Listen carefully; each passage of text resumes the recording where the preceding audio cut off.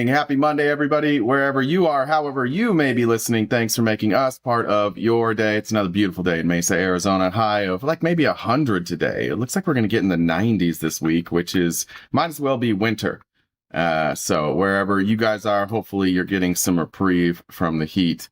It was a nightmare fuel week last week with like 114 every day. So good to see you guys. Whoever has the voodoo dolls, hell of a weekend for you guys. Weird sound.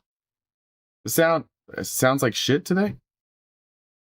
Let me look here. Make sure the mic is the right mic. Is that any better? How about now? Is that better? Okay, yeah, I think maybe it was getting the sound from, I think maybe on Twitch it was pulling the sound from my camera instead of my mic. Better? All right, thanks guys. Appreciate you. Always good. Good morning, Jennifer. Good morning, sunshine. I asked Jen if the sound was okay. She said it was fine earlier. Well, maybe it sounds different on Discord than the streams, but I went and listened on the stream, and it sounded fine to me. But I think maybe it was just Twitch and TikTok that it was bad on. Yeah, I don't. All right. Well, any updates from you, Jennifer? Nope, no updates. Man. I mean, I said before I wasn't necessarily gonna provide any updates unless something was really bad, which it wasn't. There was no negative things that have happened. So we're keeping this baby, I guess. You're so stupid. Congratulations, RTP fam. We're gonna have Spawn would kill you for putting that out. You know that, right?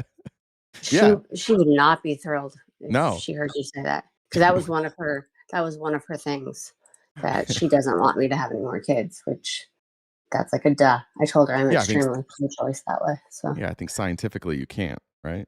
No.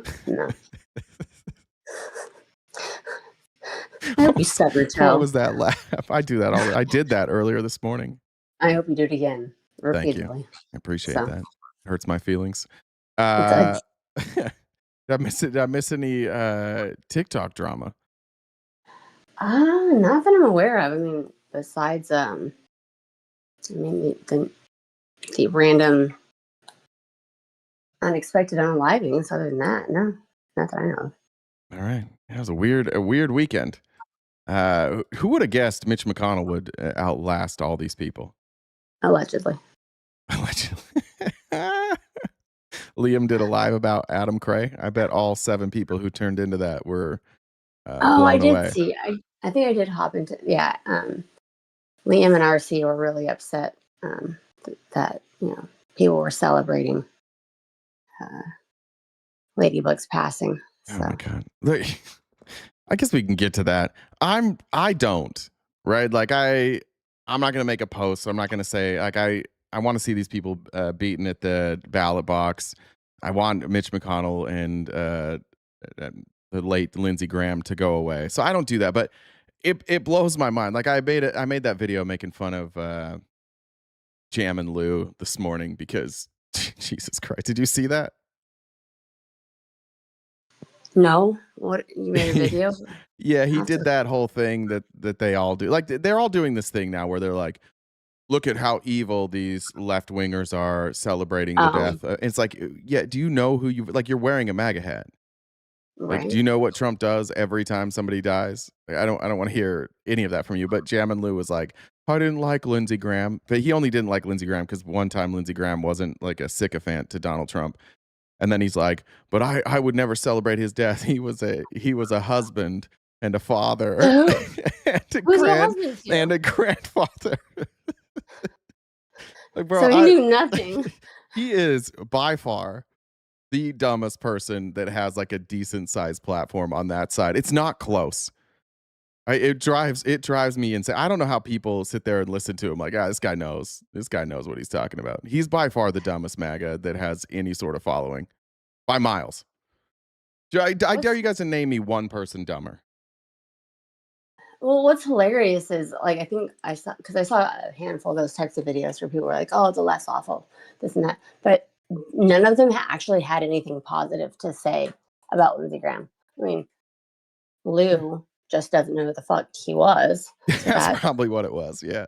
But every other video I saw, no one had anything positive to say about Lindsey Graham, like legitimately. Well, yeah, that seems to be the case most of the time. Montana, I don't know who Montana. Everybody's saying Montana is dumber than him. I don't know who Montana is. Sorry, it's a woman. Okay. She used to come into the comments and like scream stupid stuff. All right. I haven't seen her in a while. But dumber than Lou? I've never actually watched her live, so I couldn't say one way or the other. I've tried to debate him, and you can't even debate him. He has no clue what you're saying ever. No. Like you finish a sentence and then he's just like he's on a different subject, but he's responding like you said it. His comprehension is rough. Didn't he just have a recent? Wasn't there some sort of like affair, like an affair thing with him? Yeah, with Forehead. Who's that? I forgot that person's name. I don't remember her name. The blonde one that wore like the MAGA hat all the time, right? Yeah, with the massive forehead. I would never say anything. Oh, Texas for Trump. That's right. Lip curl girl. Lip curl girl, forehead. Yeah, all that. Yeah, she's just. Every time I've mentioned the forehead. This is all me, not. I can only imagine that that entire relationship was just like grunts and not like that. Just like that's how they communicate. That's more like Mickey Mouse, I guess. I don't know. It came out pretty Mickey Mousey. Yeah, I can't imagine there was a lot of deep conversation happening there. Probably not a lot of deep anything happening there. So, Mike on YouTube, go to a podcast run by the left, and all you hear is negative talk. I'm in a great mood. Shut up! Shut the fuck up! I'm so tired of everybody right now. I'm so tired of. It's stupid if you do this on the left too, but if you are a person who's like, people are negative when they talk about politics. Yeah, no shit. Like, welcome to politics. But what do you want? That's what you do. You cover the negative stuff. You try, like, you're going to cover the stuff that you don't like, and then you're going to cover the stuff that you do like. And the stuff that you do like is probably almost always going to come from the people who hold the same values as you do. Like, what are you doing here? That's literally what this is. It's crazy to see somebody show up and be like, I can't believe the negativity. We're not even that negative. I feel like we're just saying true things about Jam and Lou so far. Like, that's all we've covered so far. Hit dogs do be hollering. So, have I talked about the ice killing? No, Jen brought that up to me. I hadn't seen it until maybe 30 minutes ago. There's been other ones too. I don't know if we're going to cover it today. Yeah. Okay. All right. Well, Jen, do your thing. Yeah. Well, welcome everybody. Wait, hold on. Monday. What does that say, Prince? I love you so much, but why do you follow Conor McGregor? Do I follow Conor McGregor, Prince Herb? I don't know if you've seen my posts about Conor McGregor this weekend. They were not kind. If I follow him, I just didn't know that I was following him. I was a huge Conor McGregor fan. I had a bunch of I used to collect like cards and like memorabilia. Conor McGregor's who got me. I was into UFC before that, but Conor McGregor changed UFC, so I was a huge fan of Conor McGregor. But if you saw anything I posted this weekend, I promise you, not a Conor McGregor fan.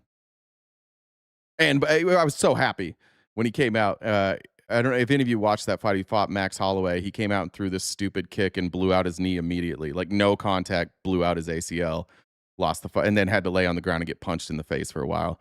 I wish that fight would have gone on for every round. I wish every round would have been him laying on his back, getting smashed in the face. Conor McGregor doesn't deserve anybody's respect or love. He is absolutely a rapist, and he gets away with it. And he did the same shit that they always do. He did the same shit that Russell Brand did. Once he got caught, he's like, oh, look, I found Jesus, and now I'm a conservative. And he started like talking about conservative politics in Ireland, and he started showing up at the White House and started talking about immigrants, but also like how much he loved Jesus. Like, fuck Conor McGregor. All right. Now you can do that. Go ahead, Jen. All right. There we go. So, like I said, it's Monday. Starting our week out like we normally do. We do the show Monday through Friday from typically 9:30 to 1. with some flexibility on the start time because life happens. So we've got a gift goal that we need to hit each day because this is our job and how we keep the lights on. So Venmo, Cash App, PayPal, Super Chats all go towards knocking out that gift goal. If you're on TikTok, we've got a gift goal over there so that TikTok, to please the TikTok overlords, we can. Weird way you said that. No, we must please them. I know to stay. Make them happy. Offerings to the TikTok gods. But let's get out over to 30K likes on TikTok. If you have a heart me and you haven't sent it out today, if you could do that, and if you want to help us out with any of the other gift goals on TikTok, that would be sweet. If you're not a paid member or subscriber on wherever you're watching, why not? You should become one. Join us for members only events. We watched Life, Larry, and the Pursuit of Happiness. Yeah, I will never remember what that's called. But we do members only events every other Wednesday. We did that last Wednesday, so you should join us for that if you're a paid member or if you're watching. If you disagree with RTP and would like to come up and have a conversation, how you can do that is you send me a message on Discord. The Discord username is the same as the Venmo. So Jen with 2 N's, double 2 B's, the number 1. And I can bring you up to have a conversation. Check out the link tree in the bio. We're on most social media platforms. So you've got merch, Jay's on Cameo. We upload these episodes to Spotify. I don't think I told you this. I was abducted by aliens. Damn. You did not tell me this. Tell me about it. They made me wash my hands, clean my room, and then eat my vegetables. Turns out I was on the mothership. No. That's awful. All right. Before we get into politics, I want to play this video because it's amazing, and it's a longer video, so I can, even though the screen's not up, we'll get there. But this happened, and so we're just going to watch it. This is at Yellowstone National Park. You can see this man and young person, long hair. I'm not sure with the jersey, filming this giant bison. Don't worry, nothing bad will happen. Nothing bad will happen to this man at all. All right, something bad might happen to this man. Sorry, there's no sound. I don't know why there's no sound. I think you're supposed to go in the trees and hide behind the trees, right? This dude, I'm out of here. I don't know if any of you have seen this. Why I don't get close to wild animals. Yeah, good idea. Hit that corner. Good speed for an older man and have one more time. That guy's back is fucked. Zoink. So he had a bad day. I don't know what happened at the end of that. Does anybody know if he's okay? He took a nasty little spill. So maybe we ought to send some Republican senators to Yellowstone. It's a good idea. All right, I'm gonna actually skip number 2 there, Jen, or who's doing it. It's Casey today.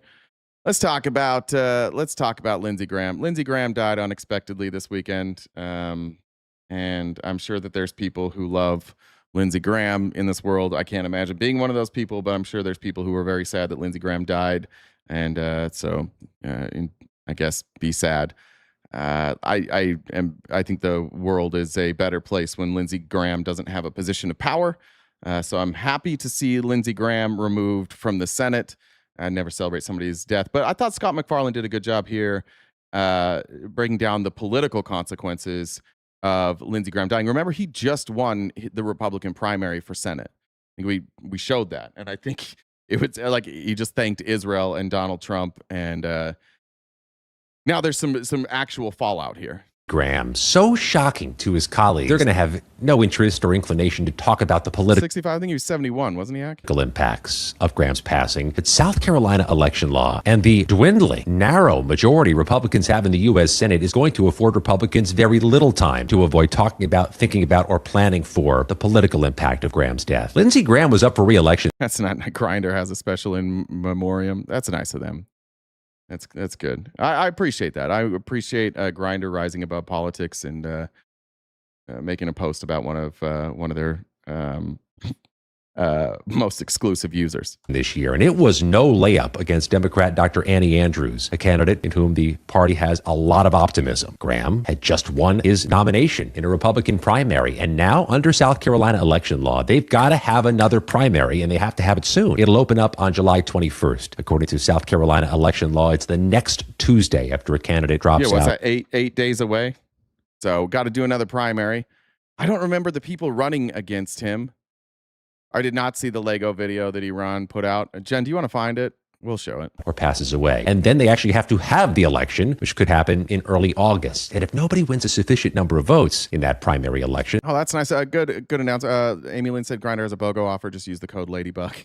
I don't know what you get free there. And also Trump's posts on Robert Mueller. Anybody? There's a runoff election, which would happen the very last week of August. That's fewer than 100 days before the general election itself. There's incredibly little runway for candidates to stand up campaigns for this primary if they win, or come close to stand up a campaign for the runoff election. And if they win, to stand up a campaign and raise all the money you need statewide in South Carolina to win a potentially competitive general election. Things move fast. Who are the possible candidates? Well, South Carolina has some House members who might be interested. We've heard about Nancy Mace, who's standing down from the U.S. House after failing to win the nomination in the GOP. I would love to see Nancy Mace lose another election.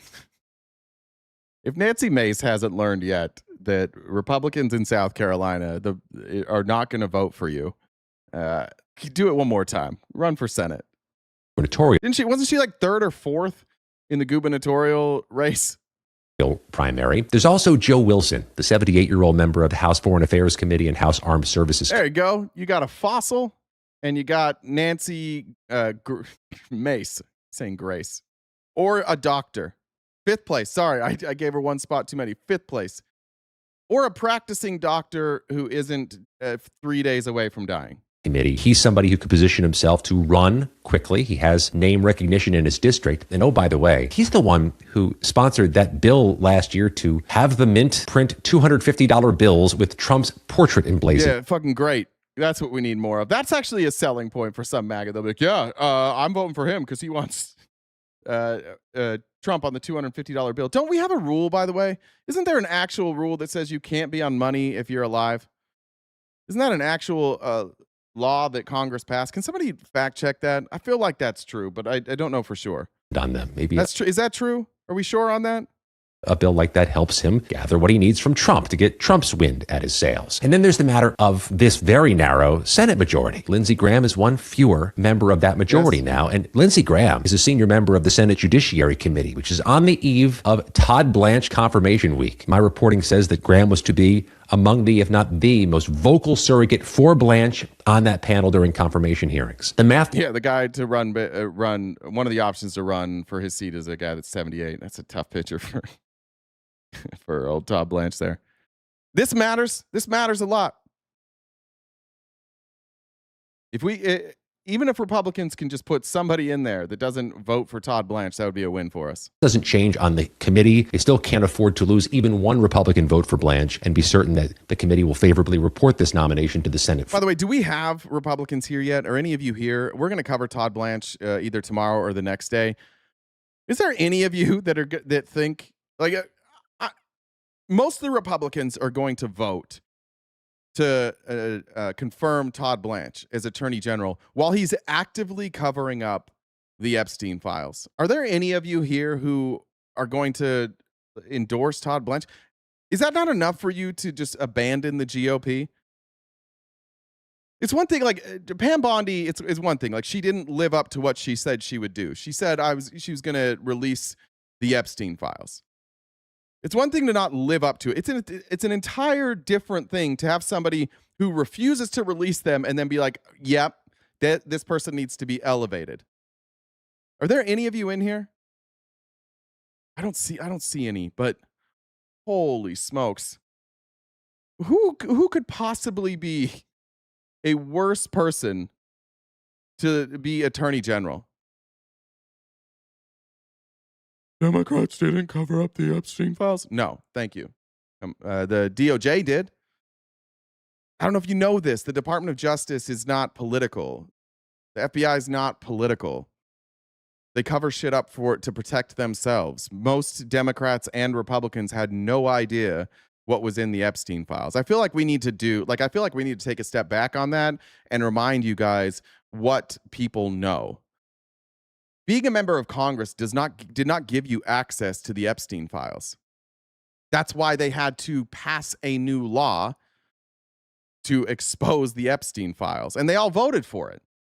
Virtually everybody in Congress voted for it. You can't even really say like Republicans or Democrats in Congress are hiding because they voted for it. Now, Republicans were slow. They were slow to vote for it because they were being threatened by Donald Trump. But no, it wasn't covered up before. It was where it was supposed to be.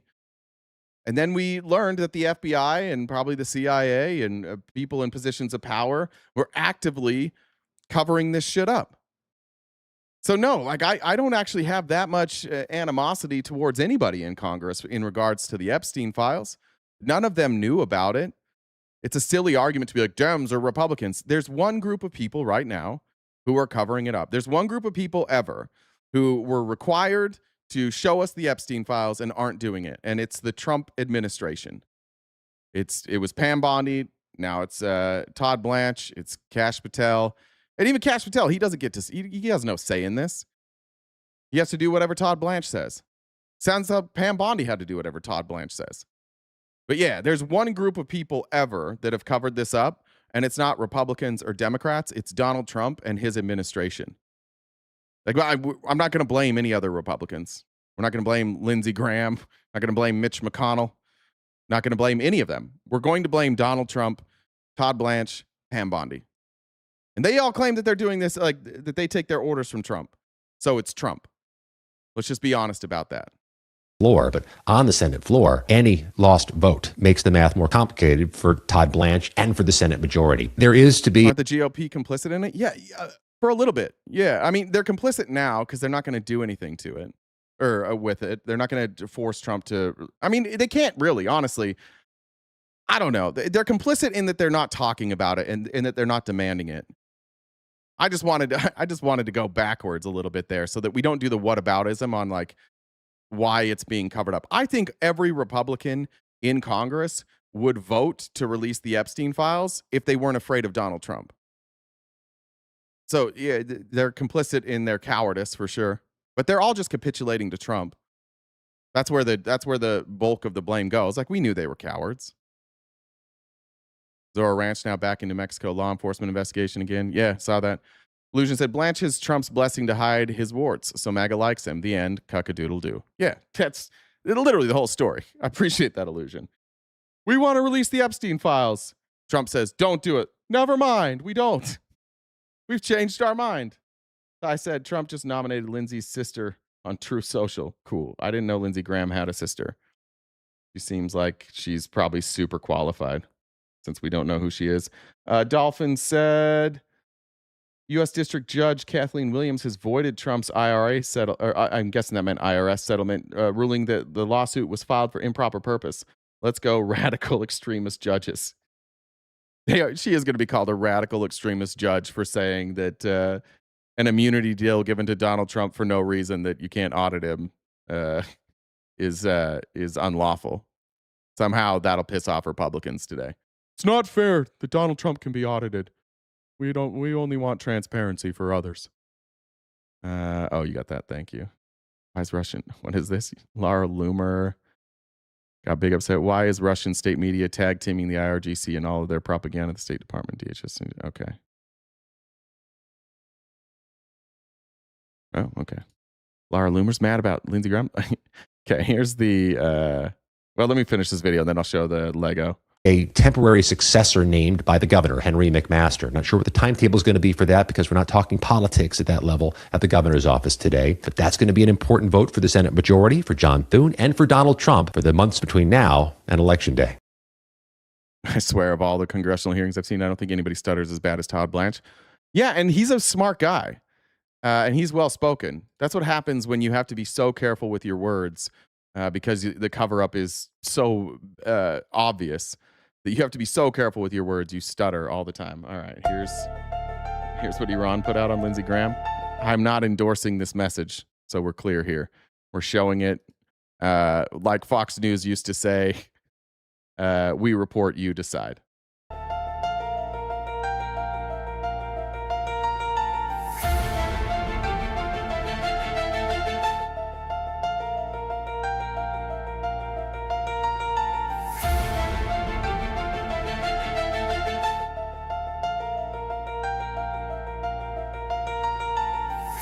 Why does he have this doll?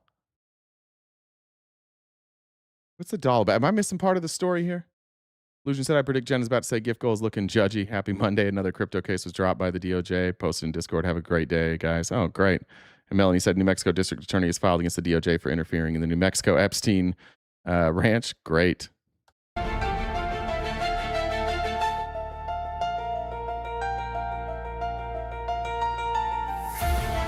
Lindsey Graham collected dolls? Is that real? The doll is supposed to be Laura Loomer, I guess. The doll, why is the doll Laura Loomer? That's what the screenshot is about, is Laura Loomer. Oh, okay. Weird.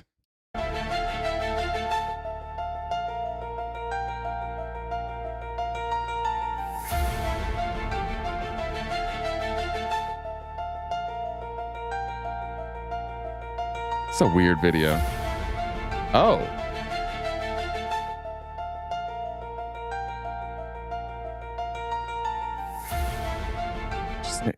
Whoa. Is it really supposed to be Laura Loomer?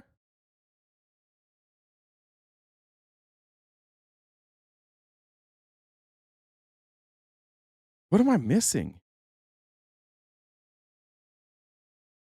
Are they suggesting the IRGC took him out?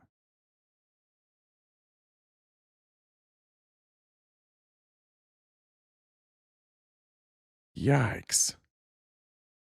You think they're suggesting Russia? Is there any significance to the name Monica?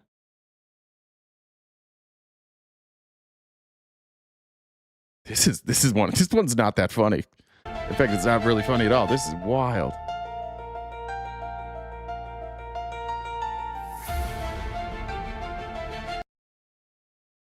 Huh. The video flashes the letters KT, which some online observers have interpreted as a possible reference to unalive Trump. That interpretation has not been independently confirmed. The clip further appears to reference Monica Witt, the former U.S. Air Force intelligence specialist who defected to Iran. What the Whoa. What?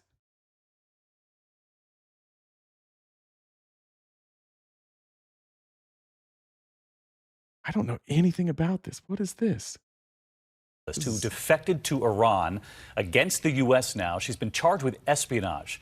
Monica Witt worked for the Air Force and then as a contractor. She's now tonight accused of betraying the U.S. and her former colleagues. Did she reveal missions? Did she reveal officers' names? Here's ABC's Chief Global Affairs correspondent Martha Raddatz tonight. It is an extraordinary espionage indictment. Monica Witt, a former Air Force counterintelligence specialist, not only charged with spying, but defecting to Iran. The Texas native accused of revealing highly classified Pentagon programs that the FBI said today could cause serious damage to national security. In addition, according to the indictment, Witt identified former colleagues to Iranian intelligence. She blew the cover of all her counterintelligence colleagues and put them in mortal danger. The FBI said her motive was ideological, texting a contact saying, I am endeavoring to put the training I received to good use instead of evil. Later, he's got so much darker than I expected. Texting that I just may go public with a program and do like Snowden. All right. So then I guess Laura Loomer she tweeted out this. Why is the Russian state media tag teaming the IRGC in all of their propaganda? The State Department and DHS need to take these threats of assassination against U.S. citizens seriously. The IRGC is calling for me to be killed, and Russia's amplifying it. All right. Holy shit. I didn't know it was this deep. And then this is from the Jen sent this to me, so I'm not sure what this is. Hindustan Times? Is that how you say that? Hindustan?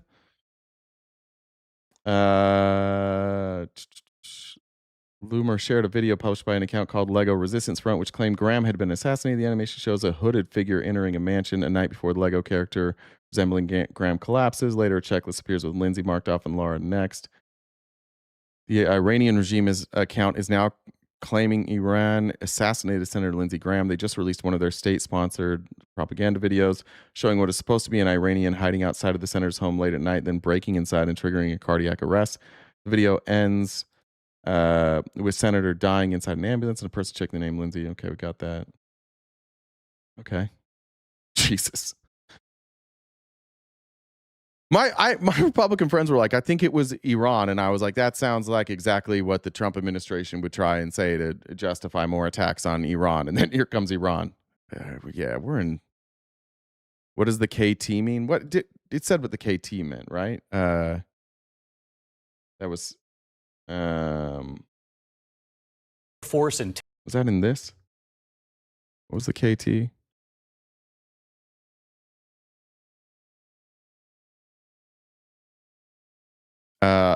Unalive Trump. Yeah. Just don't know if I can say that word. Another video about him called Warhawk Down. Jesus. That's a little dark for me. I don't think it was a doll, dead Iranian girl held by the Warhawk. Oh. Okay. Yeah, like the Lindsey Graham timeline is actually kind of crazy. We can go back through that, but let me skip here because there was a time when Lindsey Graham was one of the most respected people in the Senate. There's the video of him talking about Joe Biden. And I saw somebody tweeted this. I don't know who it was. It was I'm a tweet 25, and they said Donald Trump took away this Lindsey Graham. Like, this is the Lindsey Graham that I kind of grew up with in politics. Lee said weekly anti-MAGA dues. Big W for Lee, $50 sent over on Venmo. Thank you so much. If you can't admire Joe Biden as a person, then it's probably you got a problem. You need to do some self-evaluation. Because what's not to like? Here's what I can tell you. That life can change just like that. Don't take it for granted. Don't take relationships for granted. I called him after Bo died, and he basically said, well, Bo was my soul. We've talked for a long time. He came to my ceremony and said some of the most incredibly heartfelt things that anybody could ever say to me. And he's the nicest person I think I've ever met in politics. Is that right? He is as good a man as God ever created. And it's a shame because moments like that where he rose above party politics are completely going to be forgotten for the last couple of years that he spent in office. He's going to be, his last days are going to be remembered like this. As South Carolina was flooding, he went on Fox News to talk about it and instead did the bidding of Israel. God bless you. I've been going all over South Carolina like most people. I hadn't slept much. But look what's going on in Israel. Our friends in Israel are surrounded by people that want to kill them, destroy them, a second Holocaust in the making. And Biden says, be proportional. What is the proportional response to people who want to kill you and your family? God. They're running out of ammunition in Israel. We have to help our friends to keep the war over there from coming here. They're willing to. Yeah, sorry about my people in South Carolina, but what about Israel? It got so bad that before Charlie Kirk died, which, by the way, his Candace Owens losing her mind right now. His trial's kind of wild. But here's what Charlie Kirk had to say April 8th. Or no, this was posted April 8th, August of 2025. About Lindsey Graham. I'm just going to say an opinion. I got to throw it out here, Alec. These are not the opinions of Alex McFarland Ministries, so you guys can. But I think Lindsey Graham's got to go. I'm sorry, you guys need a new U.S. senator here in the state of California. If that was a Democrat, just on the record saying that, they would be like, "Oh, that Democrat was advocating for him to be murdered." Just So we're clear there. Carolina, I'm sorry. You guys can heckle me. You guys can boo. I don't care. But you guys need a new senator here in South Carolina. That's all I'm going to say. All right. Thank you. Amen. I don't know what that part at the end there is, so I'm not going to show that. I don't understand the significance. I've seen a ton of Republicans saying that this is what this was Lindsey Graham at his best. I would argue this is Lindsey Graham at his worst. But it's kind of what Republicans do. Somebody gets accused of sexual assault, and Republicans show up to smear the woman who accuses them. And this was Lindsey Graham during the Brett Kavanaugh hearings. Feinstein on August 20th. I did meet with Senator Feinstein. Did you know that her staff had already recommended a lawyer to Dr. Ford? I did not know that. Did you know that her and her... So I could just, if you're missing context here, the thing that Lindsey Graham is so upset about here is that Democrats knew about the accusations against Brett Kavanaugh, and they didn't immediately come forward. They helped Christine Blasey Ford obtain a lawyer and met with her to get the accusations, and they didn't go directly to Brett Kavanaugh, which is what you would expect, right? If somebody came to you in your life and they made an accusation against somebody, you wouldn't immediately go to that person, right? You would make sure that they had representation, that they went to the right authorities, and you don't want to give the abuser a heads up. But that's what Lindsey Graham got upset about. And this is, in my opinion, when Lindsey Graham changed forever.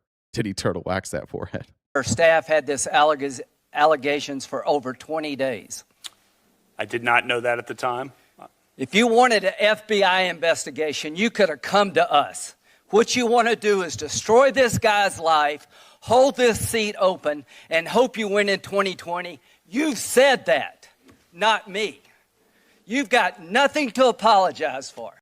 The anger here, so we're clear, is that Democrats didn't come to Lindsey Graham to start an FBI investigation into Kavanaugh. Instead, they used that information to try and make sure that Kavanaugh not be a Supreme Court justice. Which makes a lot of sense considering the accusations from Christine Blasey Ford, right? Because she didn't come forward until, she came forward to some people, but not publicly, until Kavanaugh was going to be a Supreme Court justice. And her reason for coming forward was this guy shouldn't be a Supreme Court justice. So, of course, that's when you would come forward. And that's the anger. There's nothing that the conservatives hate more than a woman accusing a man of sexual abuse. Credibly, might I add. When you see Sotomayor and Kagan, tell them that Lindsey said hello, because I voted for them. They didn't have people accusing them of sexually assaulting them.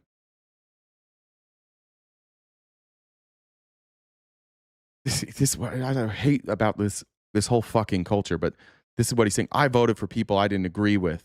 Say hi to them, and now you're not going to vote for Kavanaugh? Yeah, this isn't like I disagree with your politics. This is you sexually assaulted somebody. It's not, it shouldn't be political, but it is, right? Everybody knows if a woman comes forward and accuses a man of sexual assault, which party is more likely to take the side of the woman? Which party is more likely to take the side of the man? We know. I would never do. Asta Sophia said, becoming Trump administration or sycophants are having them drop like flies now. Hatred and anger is slowly eating them alive. I kind of like, I think there's something to that, Asta Sophia. I think there is something to that this level of like defending evil and then taking that defensive evil and turning it on other people eats you from the inside. To them, what you've done to this guy. This is the most unethical sham since I've been in politics. And what's unethical about bringing to light accusations? What's unethical? What makes that a sham? That they knew about it and they didn't go to Lindsey Graham? That's what makes it unethical and a sham? Where was your vetting of Brett Kavanaugh? You really wanted to know the truth. You sure as hell wouldn't have done what you've done to this guy. Are you a gang rapist? No. Jesus. I cannot imagine what you and your family have gone through. Boy, y'all want power. God, I hope you never get it. I hope the American people can see through this sham. This is the same man who refused to push forward Merrick Garland during Obama's final year to secure power for the Supreme Court and give that power to the conservatives, who then promised that if this happened during the next Republican administration, that he would do the same thing. And then when it came time in the next Republican administration, he said, and it was Justice Amy Coney Barrett, then he reversed course.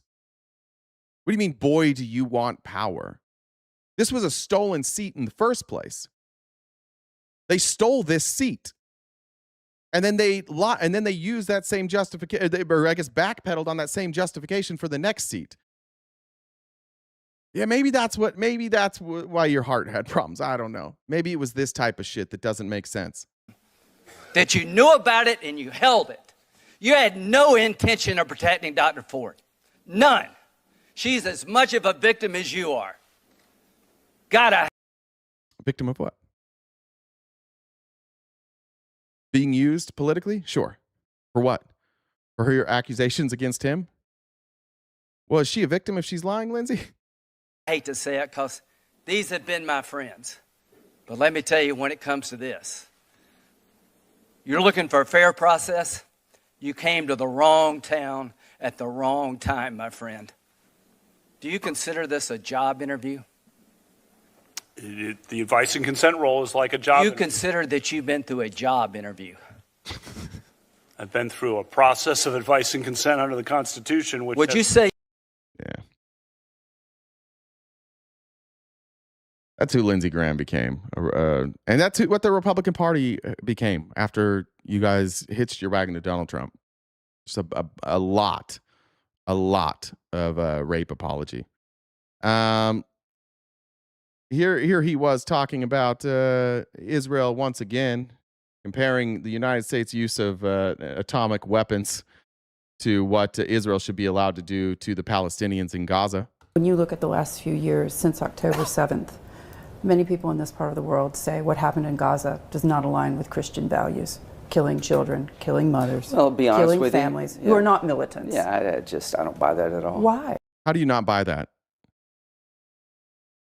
Do we have any Christian MAGA here? Can you guys justify using your Christianity, the treatment of the Palestinians in Gaza? Just using your Christian values, using maybe the Bible? You give us a historic justification for the mistreatment of the Palestinian people in the Gaza Strip? Because what did we do in World War II? Did we think 1 minute about starving the Germans? Did we bomb every city into smithereens? So this is a war. Yes, we did. All of those cities were warned before the attacks came. Most of the time when we went into a city, the city had been completely evacuated. Yep, we did. We gave as much warning as we could in Germany. In Germany, the people who were actively doing a genocide, we did do that. No, October 7th to World War II. Yes, I am. This is an absolute existential threat to the Jewish people.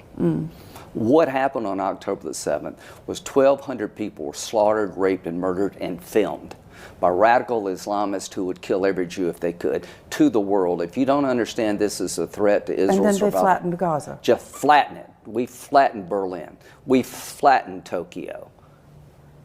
Were we wrong to drop an atomic bomb to end the Japanese reign of terror? Yes. Yes, we were wrong. We should not have done that. Yeah. Yes. Were we? So my view, if I were Israel. I didn't know there were people still that thought that was the right thing to do. I thought we had moved past that. I had no idea there were still people that were like, yeah, we should definitely have used the atomic bomb. I would have probably done it the same way. Without military victory, there is no hope of breaking radicalism. We flattened Germany. We flattened Japan. How many Americans Wait a believe minute. this? Out of that. Did flattening Germany get rid of Nazis? No. Did it kill that ideology? No. It's alive and well in the United States of America. Got a lot of Nazis here.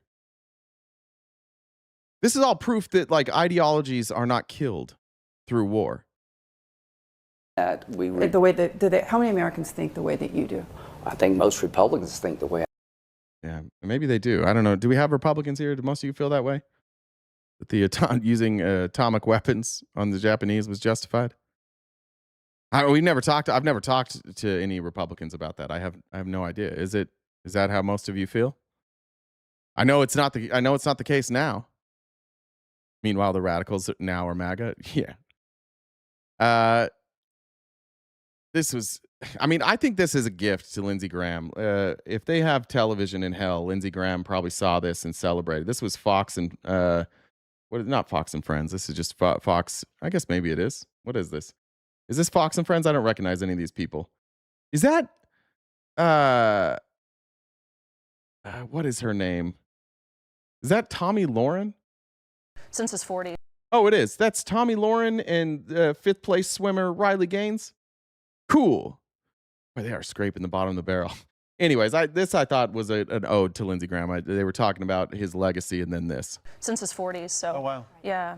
Well, more to be uncovered on that, but in the meantime, we have a Fox News alert.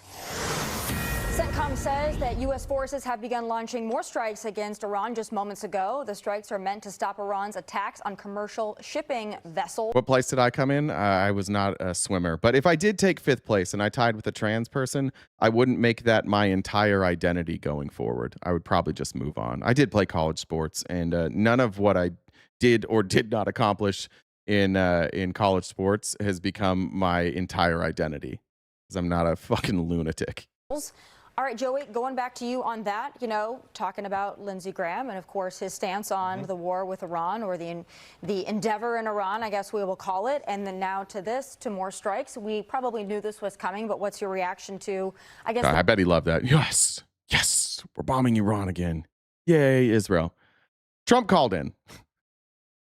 I'm only playing this because I want to hear from Republicans if you're here. He called into Fox and Friends to talk about Lindsey Graham.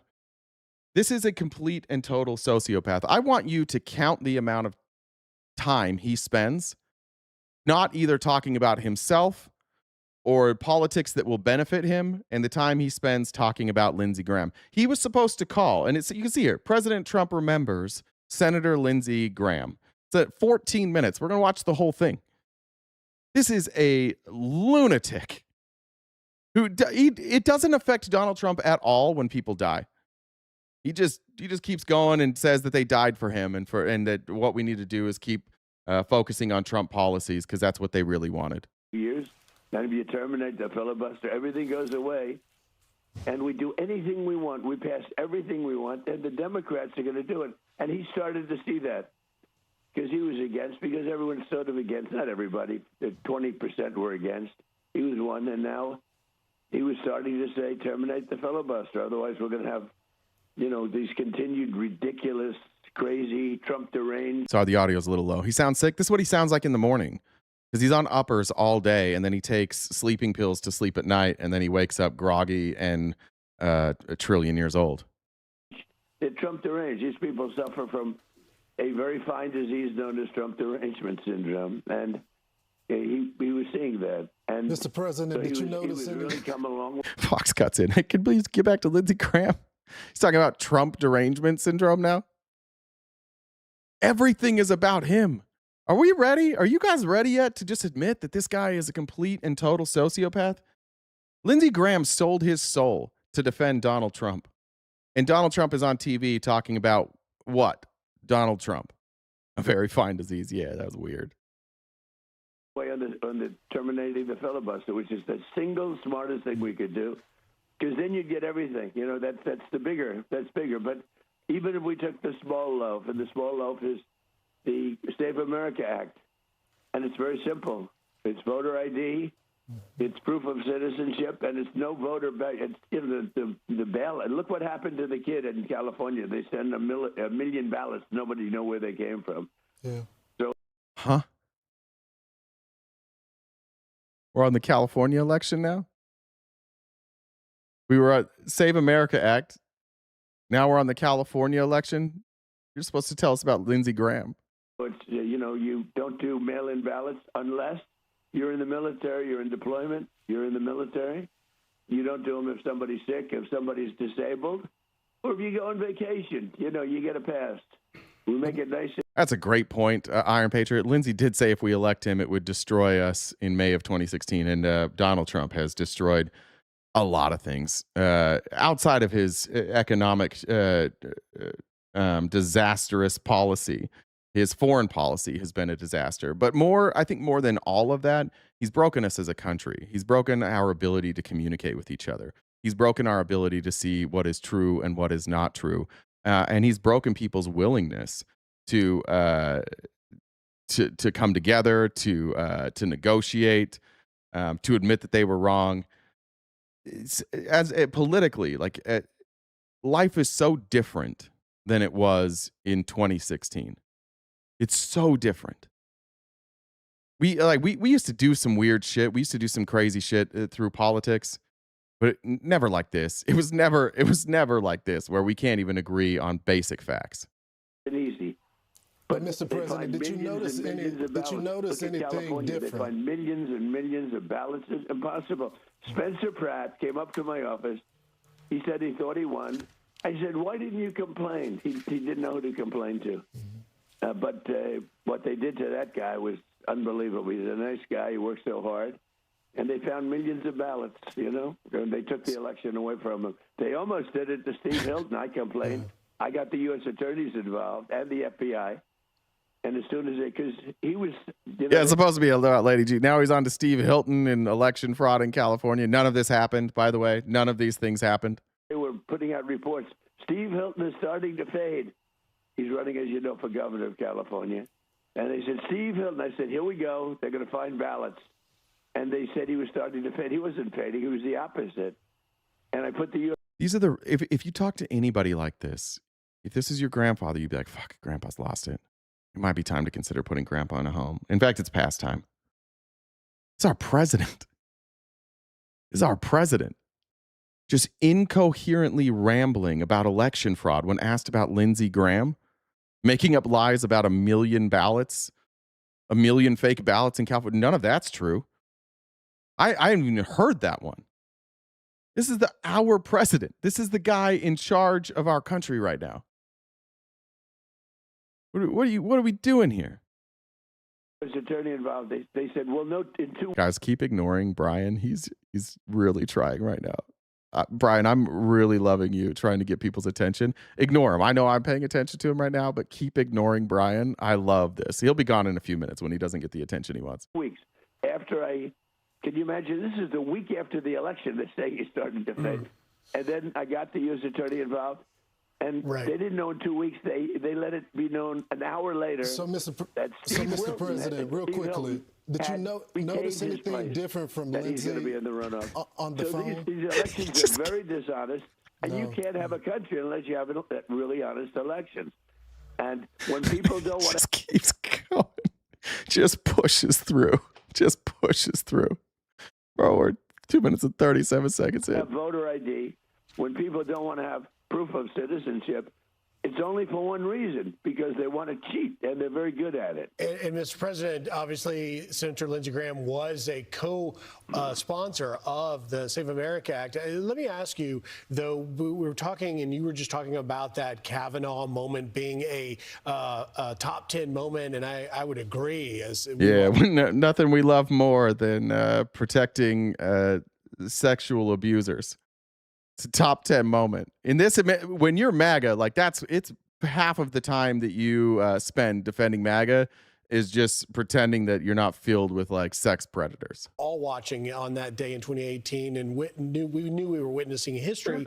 But I wonder whether or not that was a significant, pivotal moment in your friendship and the development of your close bond with him when you saw him standing and fighting, since no other person was, that delivered ultimately Justice Kavanaugh. Was that in a key moment? No, it was just a sign of respect. I knew Lindsey by that time. Don't forget, Lindsey was one of, there were a total actually of 18 people. They always say 16 or 17, but there were actually 18 people.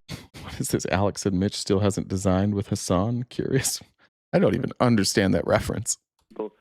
Running for president. A couple have dropped out very early, and he was one of them running. And he was totally against me. I mean, he was fighting me. He sort of used me as the example because I was leading in the polls by a lot. Back to me. And he said, I'll get you in South Carolina. I'm going to get you in South Carolina. And that didn't work out too well. I joke about it. You know, it was amazing, actually. Well, the whole thing was amazing. Hey, the whole career was amazing. But bro, he asked you about Kavanaugh. What in the fuck? Good Lord. Good Lord. He is a narcissist, but like he's a narcissist who's lost his mind now. Like, what are we even doing here? This is what happens when the narcissist completely loses his marbles. We're still pretending that this guy is sane. Nobody ever gets to talk about Joe Biden stuttering ever again, or Joe Biden at the debate ever again. This is insane. You would never talk to somebody who talked like this. You just walk away. Like, that's enough. Lindsey was a big part of it, because once that ended, he left the race. And once that ended, I became really good friends with him. Now, he had one bad moment, and that was, in the January 6th thing when he stood up. All right, now I've had it.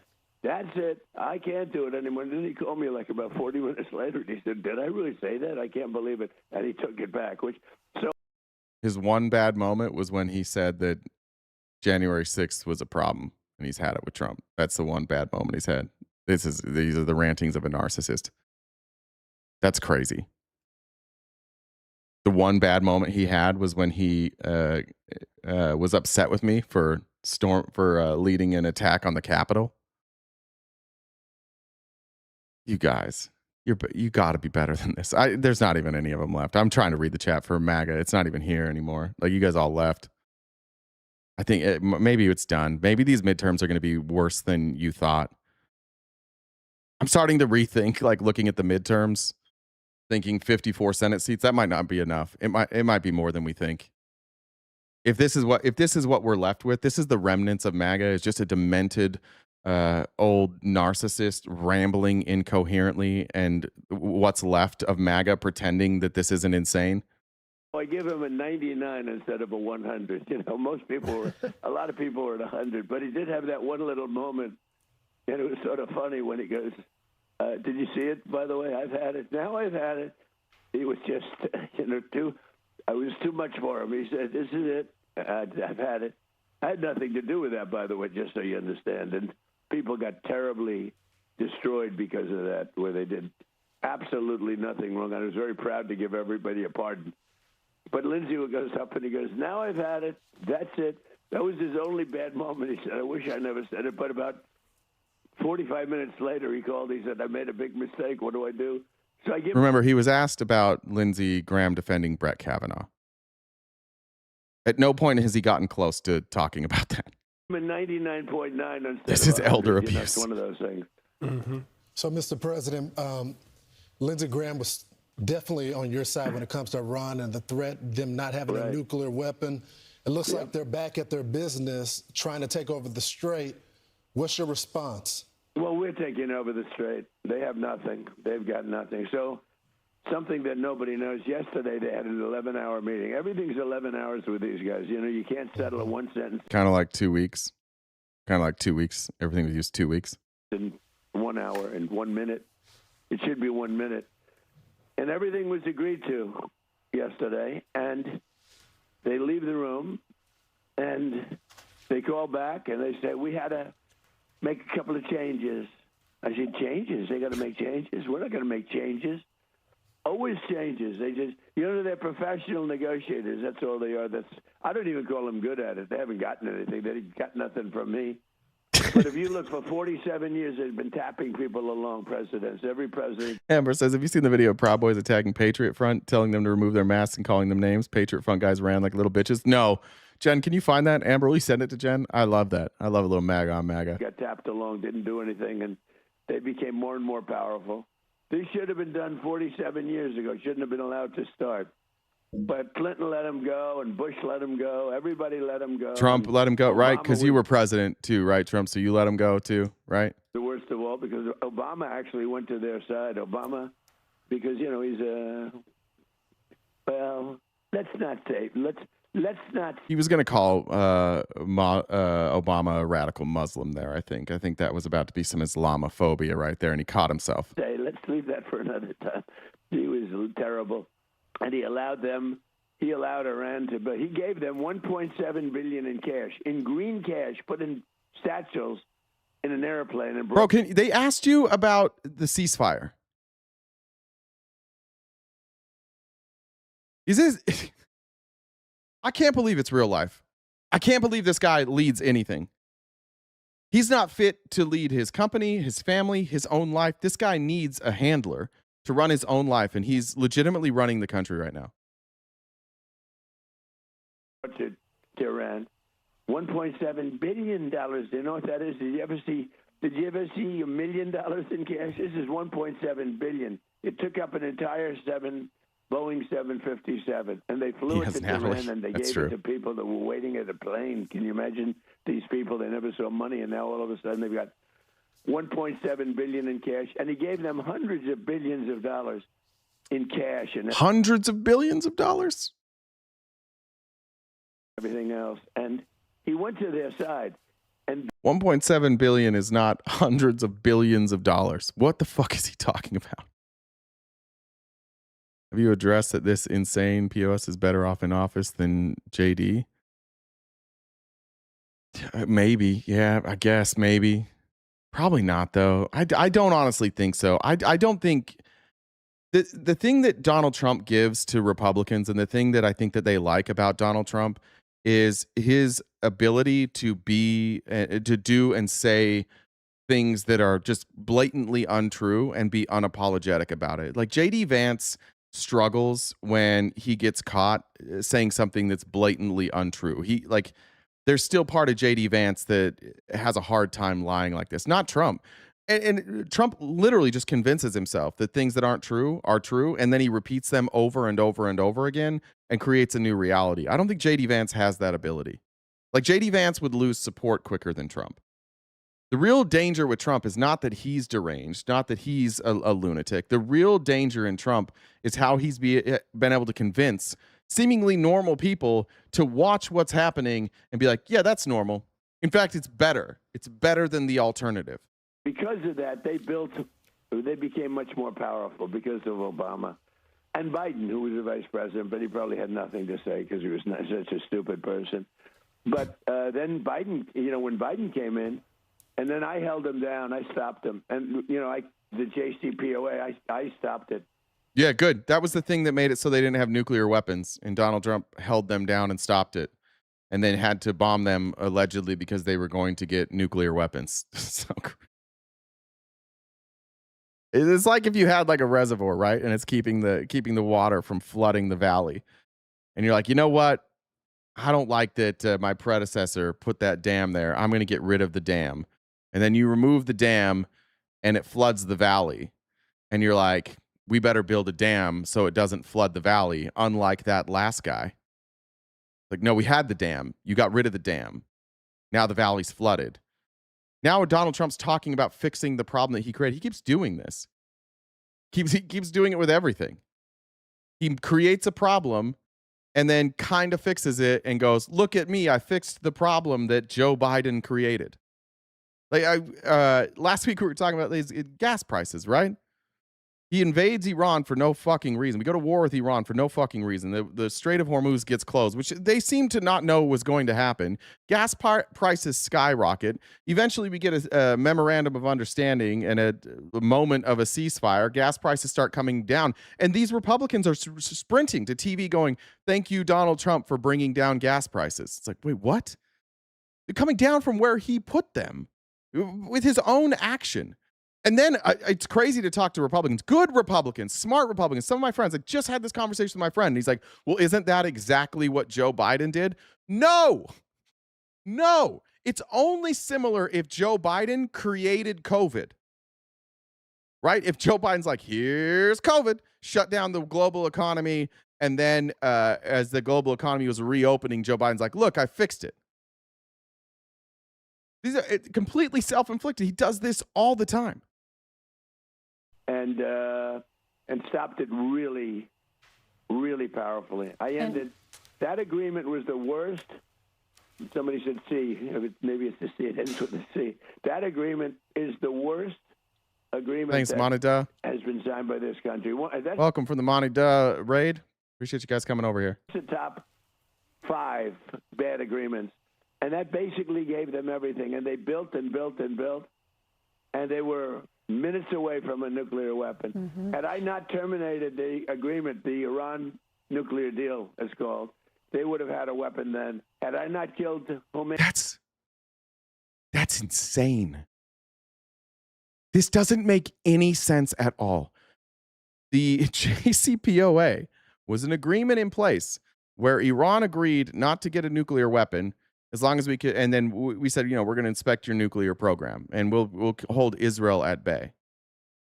And Donald Trump ripped that up. And with his full chest, with no pushback from Fox News, is saying they would have gotten a nuclear weapon if I didn't rip that up. And then just 6 years later is bombing Iran because he claims that they're about to get a nuclear weapon because they've enriched uranium to 60%. They had enriched uranium at like 3.7% when he ripped up the agreement. The agreement is what allowed them to enrich their uranium and start building out a nuclear program that could potentially someday create nuclear weapons. Not a single ounce of pushback. This isn't politics. This isn't difference of opinion. This is insanity. And a choice to be the dumbest motherfuckers on earth. I'm talking to you, Jake Price. You have to be the dumbest motherfuckers on earth to listen to this and think that this is sensible. You have to legitimately ignore all reality and just be like, I am waiting for Donald Trump to tell me what reality is rather than opening up my own goddamn eyes. I do not understand how any of you can look in the mirror after hearing this and be like, yep, still with Trump. I don't know how any of you can go, still better than Kamala, still better than Joe Biden. Still, I don't know who would be worse than this. Who could possibly be worse than this? What person could possibly distort reality and break our country in this way?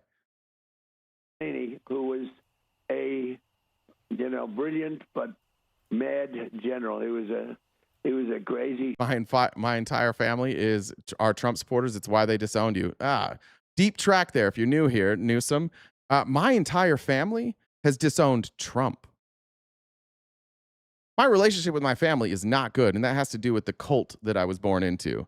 But even the people in my cult, and almost all of my friends have abandoned Trump too. It's just you dipshits that are still there.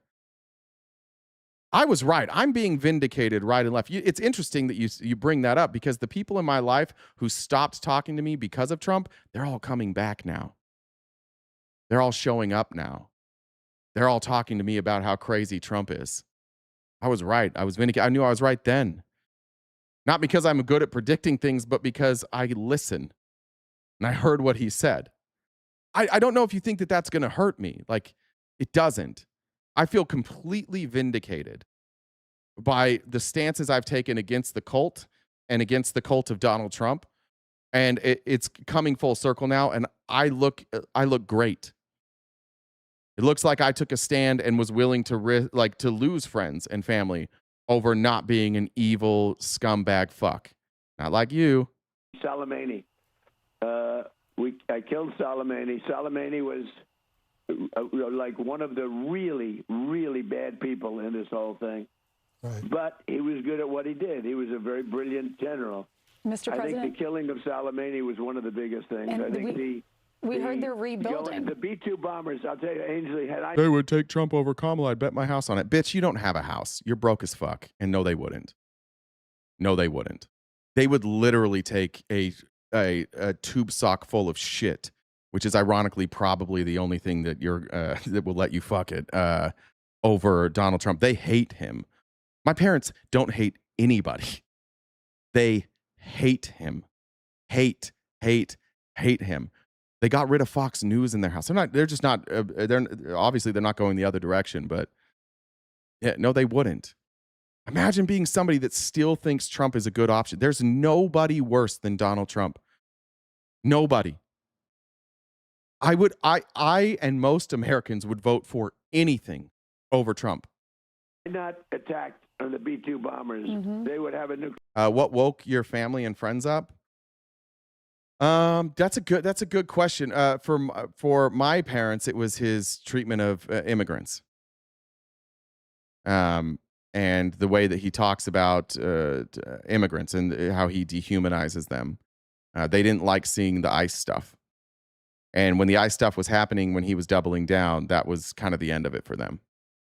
And then I think since then, they've woken up to other things. Now, they still have like conservative fiscal views, which are equally as stupid, but I don't think evil. I think that's just a lack of education. But yeah, they just think he's a horrific person. They hate everything about him.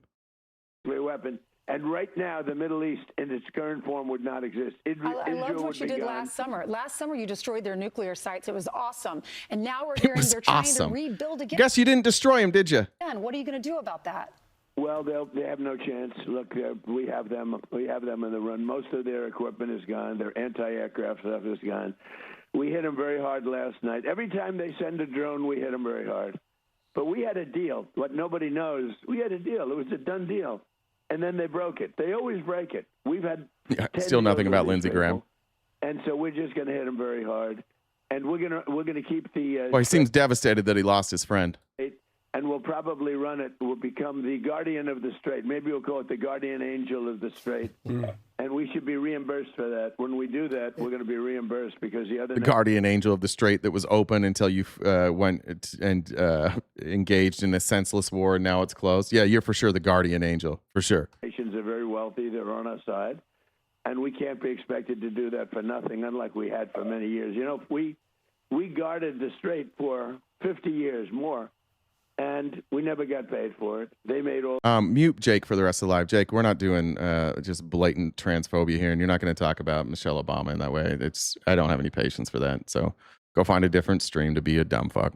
The money in the United States was just, not. They wouldn't. It's amazing. It's we never made. We guarded it for nothing, and now we're going to guard it. And we're going to get paid for guarding it. A lot of money, but we just want to be reimbursed for doing all of this, for putting our people in danger. Garbled angel. I like that better. Nightcrawler. We're really saving people. Remember this. They killed 52,000 protesters so far. As of this moment, the number is 52,000. Watch this. How many protesters have been killed in Iran? Official figures, 3,117. That's the Iranian government. The United Nations said it's about 5,000. There's some human rights organizations have it higher. So obviously, I think Iran is going to have it lower. Harana, HRANA, has it between 6,000 and 7,000. And then Iran International Networks of Iranian Medical Professionals estimate that between 30 and 36,000 have been killed, but that's including the war. And Donald Trump says the number is 52,000. He's not even close. And you guys will, MAGA just repeats that number as if it's true. So who's going to protest? And a lot of people are surprised about the protesting, that they haven't. Cowboy said Trump posted LG's sister could take a spot. Yeah, we saw that. But nobody's going to protest when they get shot. They have AK-47s. They have machine guns aimed at people's heads. If you move 1 foot further, you get shot. And then they'll shoot 10 of them, and everybody flees. Who's not going to flee? They don't have guns. Right. So they're... What? Is he trying to say, that's why they're not overrunning the government of Iran? Bad group of... Hey, stupid, even 3,000 is not enough for you. Not enough? No, it's not, honestly. I don't think there's a number. Look, the people who protested and tried to overthrow the Iranian government were not admittedly funded and staged by the United States and Israel. This was the United States and Israel interfering in with the government of Iran, and they paid, funded, trained these people. They brought in people from outside of Iran. So no, this was an armed insurrection against their government. No, that's not enough for me. Not enough for me to then go in and start murdering innocent people. Nope. Because what are we doing to fix that, right? We killed the leader of their country, and then his son replaced them, and now it's basically the same exact thing. the same leadership, only maybe a little more competent. We haven't stopped that. We haven't made any changes to that. No, that's not enough for me. Absolutely not. But I remember, this was about their nuclear weapons. It wasn't about liberating the Iranian people, because that's not a reason to go to war. You can't say that we're invading another country to liberate those people. That's why Trump generally doesn't talk about that, because that's not a legal justification to go to war. So, no, it's not. People, let me just tell you that. I don't say that often, and I have to live with that statement. They're a bad group of people. They've been this way for a long time. And right now, they're getting their ass kicked. And in the top form, I get a kick when the New York Times and CNN. Are you high? If it was planned by the U.S., don't you think we would have acted faster than 2 months to attack them? No. Good question. Because we can't attack for that. I just explained this. Are you high? A lot of times I am high, by the way. Right now, I'm not. I just explained it, though. You can't, an armed insurrection against their government is not a legal justification for us to bomb another country. Just a little bit of light reading on what things we can do to justify war would save you a lot of time from sounding dumb. You got to understand, their entire military is gone. They got nothing. They have no Navy. They have no Air Force. It's all gone. Their anti-aircraft is gone. Their leaders have all been killed. Their best leaders have been killed. They're gone. Khomeini is gone. The sun is 90% gone. And the New York Times writes an article. They're doing better today. Oh, and they have inflation that's 350%. That used to be at 5% 6 months ago. Yeah, I wonder how they got inflation. Again, nothing about Lindsey Graham here. 150% inflation. And the New York Times writes an article. They're stronger today than they were 4 months ago. These people are sick. Yeah, obviously the American people don't believe that, Mr. President. They understand who's winning this war. Real quickly, Mr. President. I actually think it's treasonous, Lawrence. I think it. By the way, how good is Lawrence doing? Wait, what's treasonous? Hold on, what's treasonous? That, Mr. President. They understand who's winning this war. Real quickly, It's treasonous to say that Iran is in a better place? That's treason now?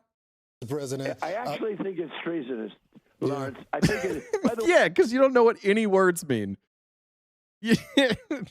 Because that would have to mean that they were like literally giving material support to fight for Iran. Of course you think it's treasonous. And of course MAGA is going to agree with that. The amount of stuff you guys call treason is getting sad. Words have meanings. Wait, how good is Lawrence doing? Okay, is he doing a good job? I appreciate it, Mr. President. But we want to talk about something. I had my doubts at the beginning. Ainsley, I had my doubts. I wonder what those doubts were based on. Sure. But I'm telling you, and Griff is, you have a very good team. Thank you, Mr. President. We want to ask you about something that we know you don't like talking about because you don't want to talk. Thanks for not interrupting me for 12 straight minutes. That's how I judge whether or not you're doing well. If you allow a madman to ramble incoherently for 12 minutes without interruption, I'd say you're doing a great job. About yourself, but today marks 2 years since they tried to assassinate you in Butler, Pennsylvania. How do you feel about this on this day? Iran is still trying to get rid of a negrified hero. That's stupid. You've run out of shit. You've run out of dumb shit to say. To take you out. The threat Go hang out with your Groiper friends. Level is high, but you continue to serve our country. Well, let's put it this way. So I've known Ainsley longer than the two of you. I've known her through a great gentleman, a very handsome man named Sean Hannity. She seemed to be attracted to him for whatever the hell reason, right? So I've known her for a long time. And I once told her a long time ago, I said, this is a very dangerous, being president is a very dangerous profession. I said, why didn't you tell me that, Ainsley? I wouldn't have run. But, and now, by the way, the president. What? Come on. Will take that and they'll say, he wished he didn't run, because they're sick, because they're you can never be sarcastic when you're dealing with the fake news, right? So anyway, but jokingly, what the fuck? What is he talking about? But I'd say, Ainsley, if you would have told me this, I wouldn't have run. So it's 5.2% of the. That's treason. That's treason. Ainsley didn't say that. That's what we could have avoided all this. Ainsley, you just said that. Presidents basically are killed. 8.5% are shot at or shot. Like Ford was shot, and actually Teddy Roosevelt was shot. It hit him in the wallet. He had a wallet and a speech in his left pocket right over his heart, and he took one to the heart, and it didn't get through. It actually got through a little bit, but not far enough. It's pretty amazing.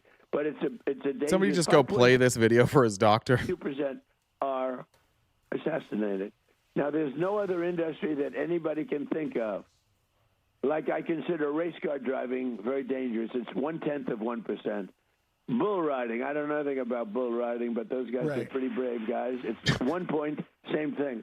It's 1% out of 1%. Okay, think of that. 1%. It's a very small number. They get pretty well beat up, but it's not. It's a very small number. So, Mr. President, can I just ask you? This is 5.2%.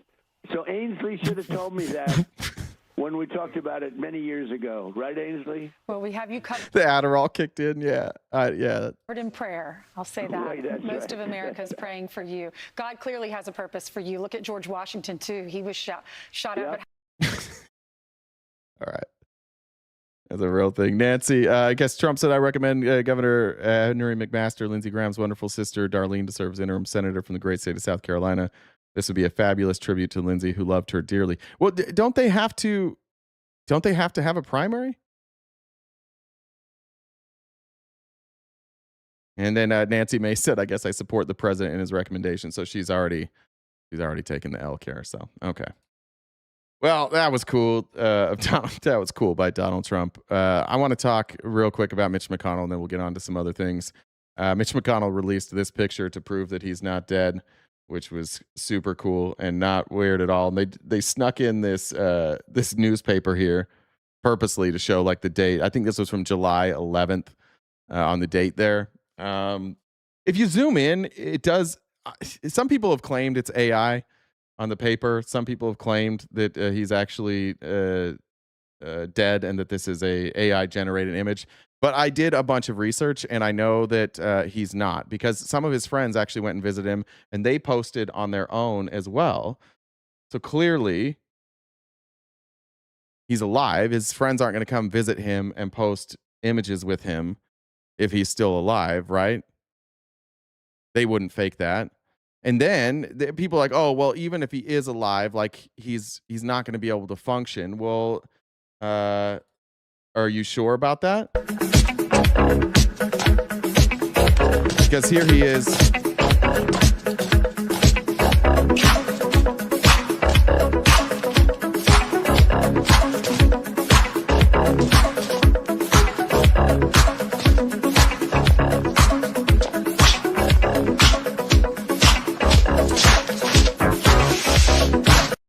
So he seems to be doing fine there. And if you even think that's AI, Mitch is like, oh, fuck you. Look what else I can do here.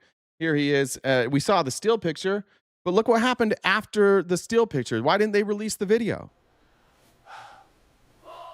I'm sharp as a tic tac, fit as a turtle, eat crap mega. Oh my God, what are you doing? Told you I'm fit. See? So I think Mitch McConnell's doing fine, and I think all those stories were wildly overblown. He seems to be doing great. So just great job on the recovery there from Mitch McConnell. No freezes at all. This is a man who literally has had multiple instances over the last years of just hitting pause and just sitting there for 30 straight seconds in silence and then coming back to life, and he still has his job. This is still like we still... When that was happening, we're like, Joe Biden is a problem. Joe Biden has lost it. We just had 14 minutes of Trump losing his mind. Mitch McConnell's still there. What is going on, MAGA? What do we have to do to get you guys to put some sensible people in Congress? I think Trump just has to be done. And then, I mean, you're going to get your ass kicked over and over and over again because you've put some of the most remarkably dumb people in Congress that this country has ever seen. Because you have to be remarkably dumb or corrupt to just defend what Donald Trump is doing, to pretend that he hasn't lost his mind. But it's good to see Mitch out there taking care of business. Hassan said that he and Mitch have gay sex. He did, or as they call it, sex, and Mitch hasn't denied it yet. I did not know that. Ty said, check your Facebook Messenger. Nancy May snubbed. Thanks. I got that. That's where I got that idea on Nancy Mace. Okay, let's talk about real news. I wasted so much time on Lindsey Graham and Donald Trump. I want to talk about this. Ro Khanna went to Gaza, and he was detained by Zionists. And then the IDF showed up, and they were like, they kind of took the Zionists' side. And this is former Congresswoman and DMFI Chair Board Kathy Manning. DMFI is Democratic Majority for Israel, which I don't know if they can use majority anymore. They're going to have to change that. All of these AIPAC funded losers and all of these Israeli like sycophants have taken what happened to Ro Khanna, Zionist settlers. Thank you. They've taken what happened to Ro Khanna being detained by Zionist settlers and blamed Ro Khanna for this. Here she is. I'm Kathy Manning, former Congresswoman and chair of Democratic Majority for Israel. Bangs look great though, Kathy. I want to start by saying I was concerned about the incident Congressman Wasn't it West Jordanland and not Gaza? Maybe I got that place wrong. Ro Khanna had in the West Bank. I'm relieved that he and everyone The traveling West Bank, not Gaza. Thank you. with him are safe. I have said many times that settler violence is unacceptable. It's wrong, it must be prosecuted, and it undermines Israel's security and the prospects for peace. But what was Ro Khanna wearing? Right? He's showing too much skin. This is giving rape apologist vibes. At the same time, Yeah, same. Yeah, L friends, same mind right there. Congressman Khanna's trip had all the hallmarks of a political stunt rather than a genuine effort to understand this complex conflict. Yeah, as opposed to all those people that go over to Israel on Israel's dime and kiss the wall and get taken to the border and go to all the religious sites and put on the yarmulke. Those are not political stunts. That is just real good information. But Ro Khanna being led around the West Bank by people who have had their land decimated, that is a political stunt. If your goal is to learn, you don't seek out only one perspective. It is extremely disappointing that Congressman Khanna didn't take the time on this trip to meet with Israelis living along the northern border who have endured relentless attacks from Hezbollah. Why? Why? Why is that disappointing? There is no context that you need. If you are in the West Bank and you are viewing what has been done in the West Bank to the Palestinians, it does not fucking matter what has been done elsewhere. I don't know how people can do this with a straight face. I'm so disappointed that they didn't get their information from the people perpetrating the attacks and they went to the people who were attacked. That's a good question. Yeah, exactly. Do the wall kissers listen to both sides? I'm sorry. I haven't seen Mike Johnson going over a meeting with the Palestinians. Did he meet with the victims and families whose lives were forever changed by Hamas's October 7th terrorist attacks? Yeah, it's not what he was there for. Those voices also matter, and any sincere effort to understand this conflict should include them. I visited Israelis on the northern border and those Did you visit with Palestinians? I bet not. near Gaza whose communities had been destroyed on October 7th. And those conversations were illuminating. Also, Yeah, but then you didn't talk to the Palestinians. Khanna is wrong to view the Israeli-Palestinian conflict through the lens of America's own racial history. This is not a conflict that can be neatly divided into oppressors and oppressed based on race. Yeah, it can. Yeah, it can. It absolutely can. The Israeli government has more control than the Palestinians. They control where the Palestinians go. They control where their land is. They have a bigger military. They've committed a genocide.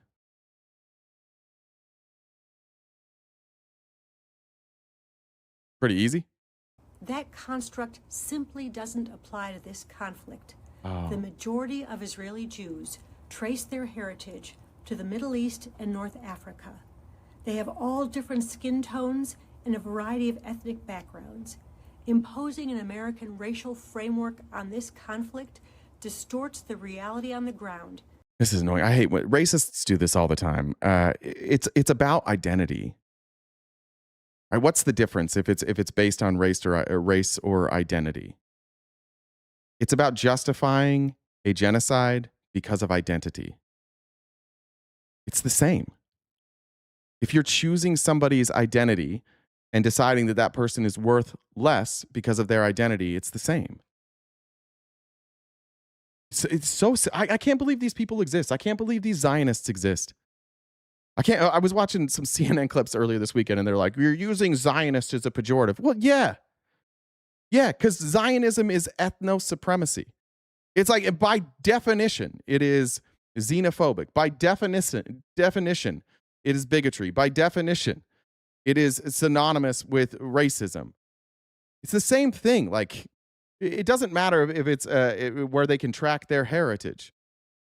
How do they know who the Palestinians are? Well, they're forced to be in that section. Does it matter if some of you share an ancestral homeland with some of the Palestinians? No, it doesn't. Where are you? You're in Israel. You're good. You have all the rights. They're in Palestine. They don't have the rights. Great. This is not hard to understand. And is disingenuous. At DMFI, we believe that anyone seeking to understand this conflict has a responsibility to do it. Why is it illegal to do genetic DNA tests in Israel? I didn't know that. Is it? In good faith, to seek to understand the conflict in its full complexity and to reject simplistic narratives that make understanding harder instead of bringing peace closer. For the record, somebody said Israel's actions have done more to fuel anti-Semitism than anything else. I don't even know. The problem is that every time I turn on the TV and they're talking about the rise in anti-Semitism, every time it is led by okay, there was an attack on a synagogue, and then the next thing they do is talk about Zionism and how that's a slur.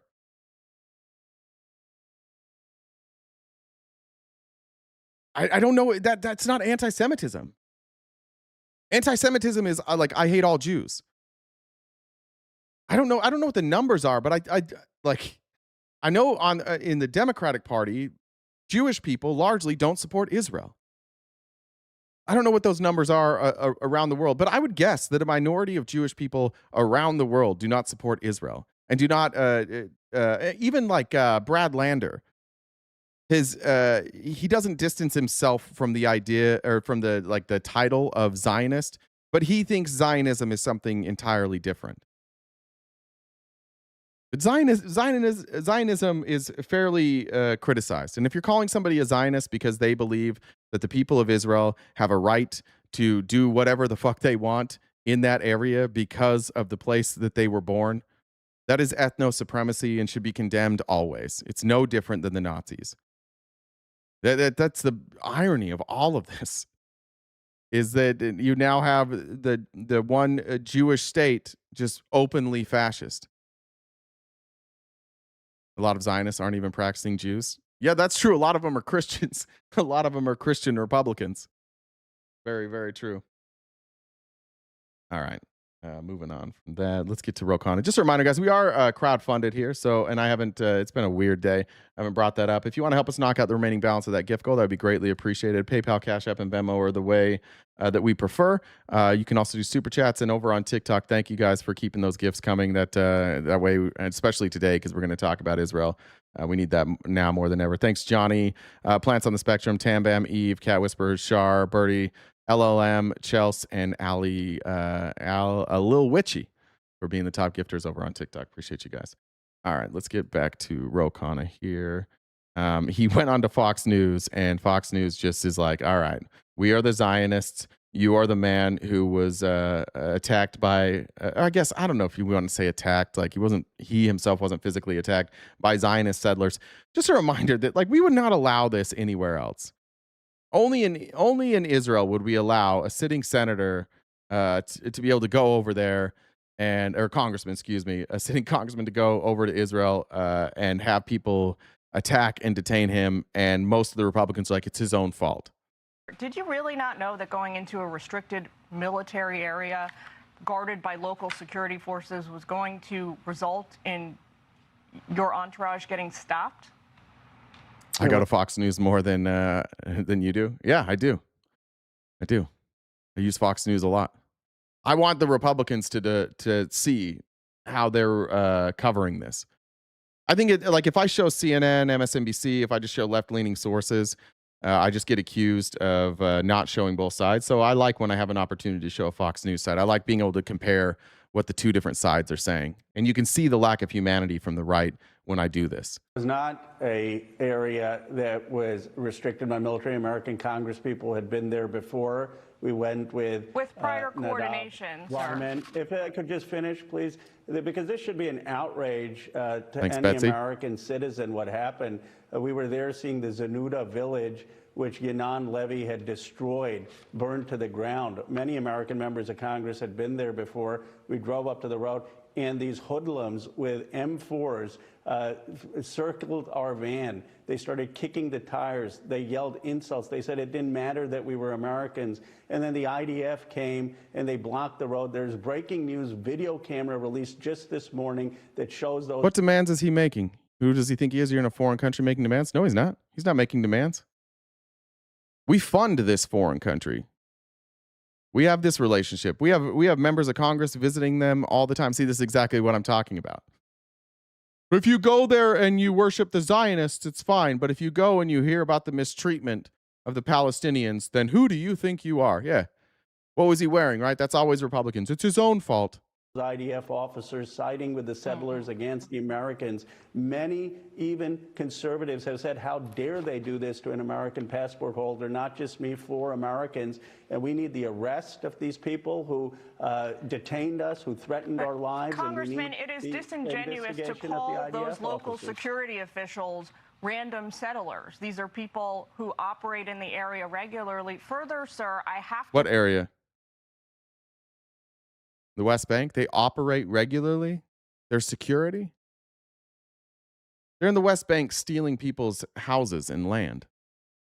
Point out to you that other members of Congress have visited this area, but with prior coordination, we understand that your... Oh, there's a war going on? To tell that to Trump, I thought he settled the war with Israel and Palestine. I thought he settled that one. And yeah, he can go where he wants. He's allowed to be there. Team did not do that. That's false. We had informed the Israeli embassy. The only reason our lives are saved is because of the excellent work of the American embassy. David Brownstein, who also can talk about this, had first told us just don't engage with these violent settlers. That's a good point. Settler is a charitable term. Thieves, criminals. That's who they are. And we tell them you're on with the American embassy. They didn't care. They said, who cares that you're American? We don't care that someone's in Congress or a government official. He said to say that to the IDF. They didn't care. They were taking the side of the settlers who were detaining and Thanks, Tim, for joining the Dollar Train. Americans over the Again, side the Israelis, sir, say it was IDF officials coordinating with local security on the ground there. Here's just part of the statement. They can see the well, video. Let me read part of this statement, sir, from the IDF. Troops were dispatched to the scene, quickly dispersed. I just want to know from the Republicans then. So what do we do? So we fund Israel, but then we also don't have oversight into that funding. We should give them money, but we shouldn't go over there and see what that money is being used for. That's fine. Let's stop funding them then. But as long as we're funding them, I think that members of Congress should be going over there, seeing what's happening. If we're going to keep funding them. Israeli civilians and reopened the blocked road. Come up and inform me, Jared, then. Come inform me what I'm getting wrong. Come tell me all about this genocidal government in Israel and why they're so good. The IDF soldiers operating in the area did not take part in blocking the road. People should look at the video. First of all, there was a New York Times photographer with us. There was journalists with us. There's a detailed account, but the people should look at the video. The video shows the IDF 4 soldiers that are blocking us and detaining us. And the only reason we're safe, and I give... They did coordinate. Incredible credit to the American Embassy career folks, David Brownstein. He called someone senior in the Israeli government, and finally, 75 minutes in, they sent police force and then the violent settlers. Palestine Jews have ancestral claim there, and we were drove out. There's no such thing as ancestral claim. That's just what ethno-supremacists say. There's no such thing as ancestral claim. Right? I don't believe in that. I don't know why you do. I don't think there's ancestral claim. Especially like look at what about the other people that are there in Palestine that have ancestral claim? Well, because they have a different religion and they don't have ancestral claim? Prove that they coordinated? They did. The American embassy confirmed that they let the Israeli embassy know that they were there. And the American embassy worked with the Israeli embassy to then, and Israeli officials to help secure their safety. It's been confirmed. Left and the IDF left, and they let us. Does commentators say the same about Native Americans, indigenous folks? Yes, I don't think ancestral claim exists, but that doesn't, like, I would make the same claim though, that it also doesn't entitle you to come and run somebody off of the land that they are in. I don't think we should be doing things by ancestral claim. But if you are in a place, like if we're going to talk about indigenous folks here, they were run off of the place that they were living. I mean, you can go back as far as you want. Like everybody migrates at some point.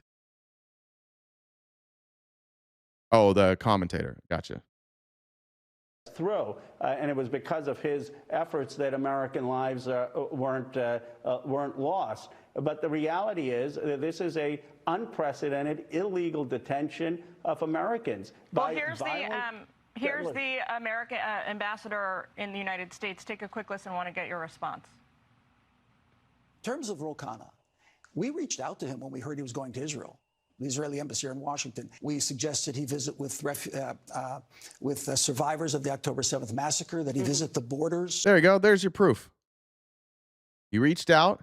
When they say he didn't coordinate, what they mean is he didn't go and do what we wanted him to do. He went and spoke to the people we didn't want him to speak to. So he understands the issues that we have. I'm just picking and choosing when I want ancestral claim. I'm literally doing the opposite. I'm saying that I don't believe in ancestral claim. Borders. He ignored that, and he decided to coordinate his trip not with Israel, but with Palestinian activists and with J Street, which is a anti-government, anti-Israeli government advocacy group here in Washington.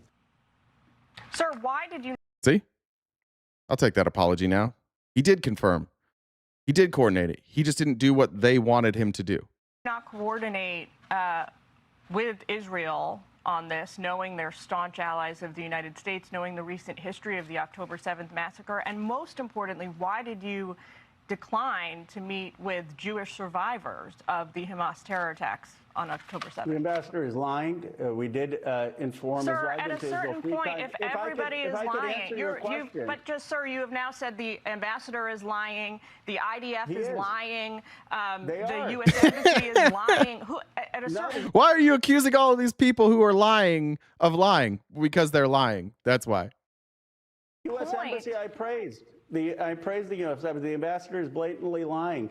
And the reality is that we coordinated with Israel. How did I get through and back? I have been to Israel 3 times before. I met with Prime Minister Netanyahu before. I met with Prime Minister Bennett. If you ask John and Rachel Poland, who lost their son, Hirsch, tragically, I was fighting for Hirsch's release as a hostage. Israel's ready to move forward without U.S. funding. Yeah, if we, Netanyahu wants us to combine our intelligence communities and work together. Yeah.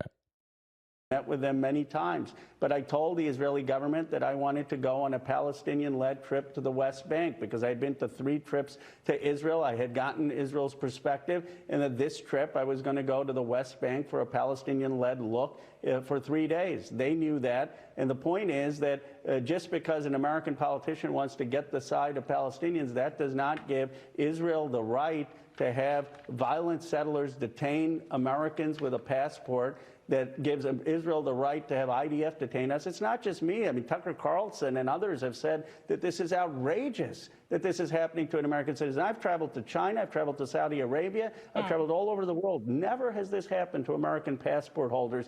And you may disagree with me on my ideology, but as Americans, we should make it clear no country I should don't be able to disagree with you disrespect on your Americans that way. ideology, sir.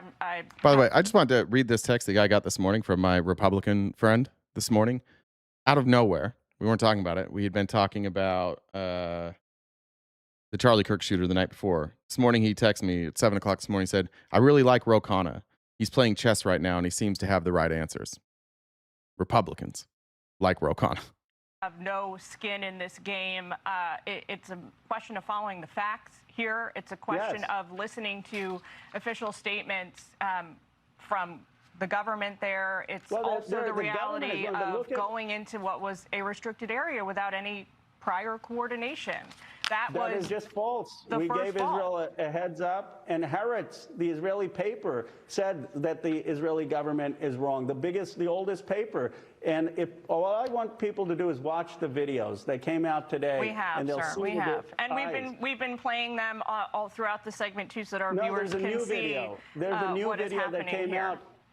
There's a body cam video for 1 minute and 30 seconds by an Israeli citizen, Nadav Wyman, who came out, who shows that the IDF... we will take a look at that too, sir. We will take a look at that. But thank you. No, rhinos like Khanna. Huge difference. Yes.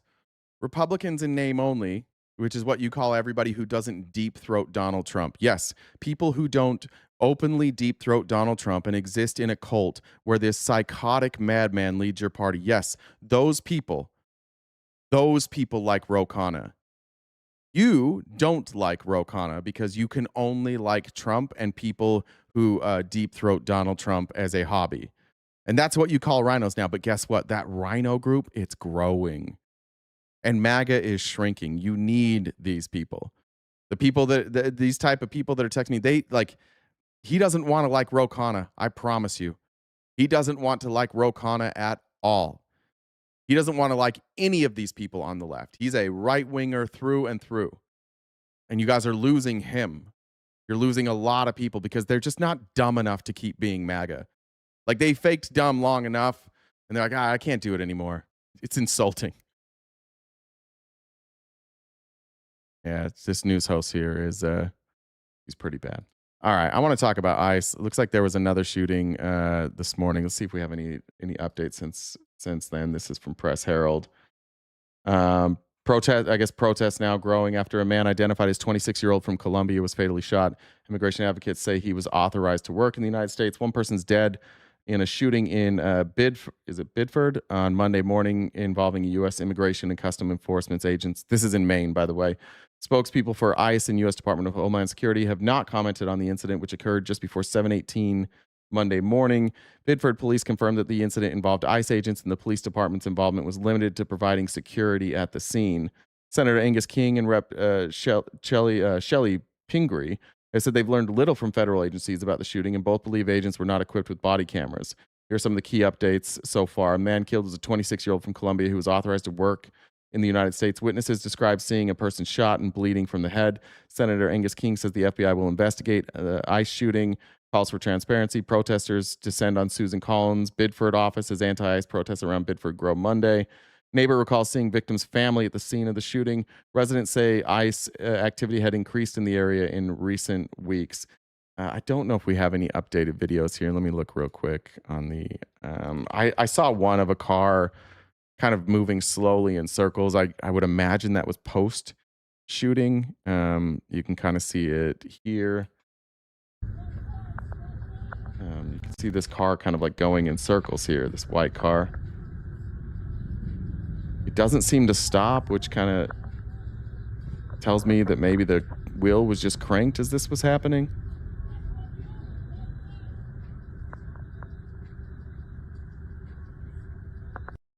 And I don't know if we have any other updates since then. I can look here. I don't know if there's any other. Let's see. That's them pulling the driver out. That's tough to see. And then they handcuff him.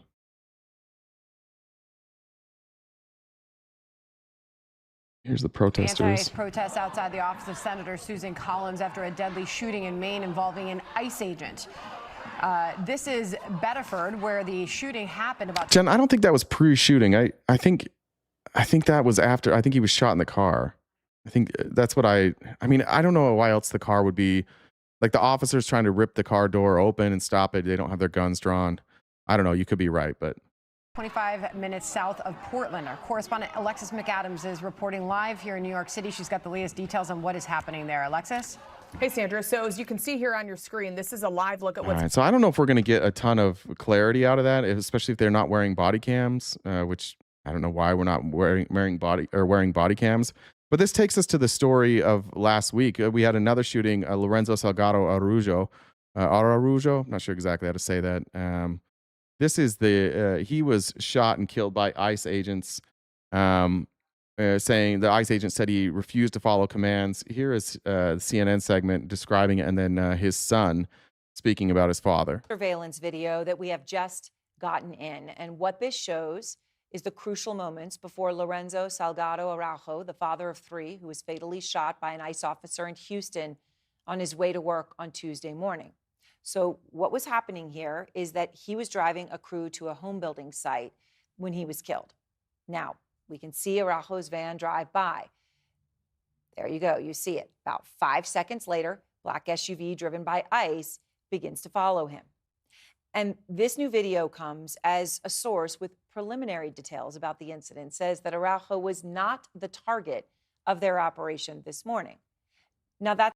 So they fucked up, right? Where was that person calling me a shitbag?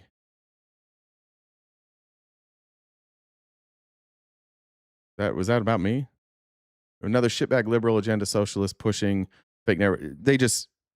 ICE has admitted that this was not the target that they killed. So just think about that. I needed to go to the bathroom real fast. I'm going to let this video play. It's extremely significant for many reasons, but one of them is this. An earlier statement from DHS to describe the incident as a, quote, targeted enforcement operation. So it was targeted, and then said that Araujo was attempting to evade the arrest. Now, the video that we'll show you here, posted on Facebook, is how his son says he learned of how Araujo died that day. According to one eyewitness, these are terrible details, but important to know, that he was screaming and he was in pain and he was screaming, "Help me, they shot me." Now, Araujo had lived in the United States for 30 years. He has no known criminal record.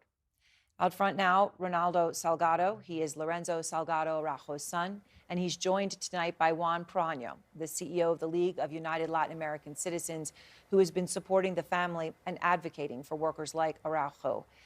And Ronaldo, I'm so sorry to even have to share with people the pain your father was in those moments.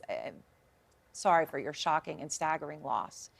But you are choosing to speak out because you want people to understand what happened to your father. Can you please just share, as best as you understand, what happened? Yes, ma'am. Thank you for having me.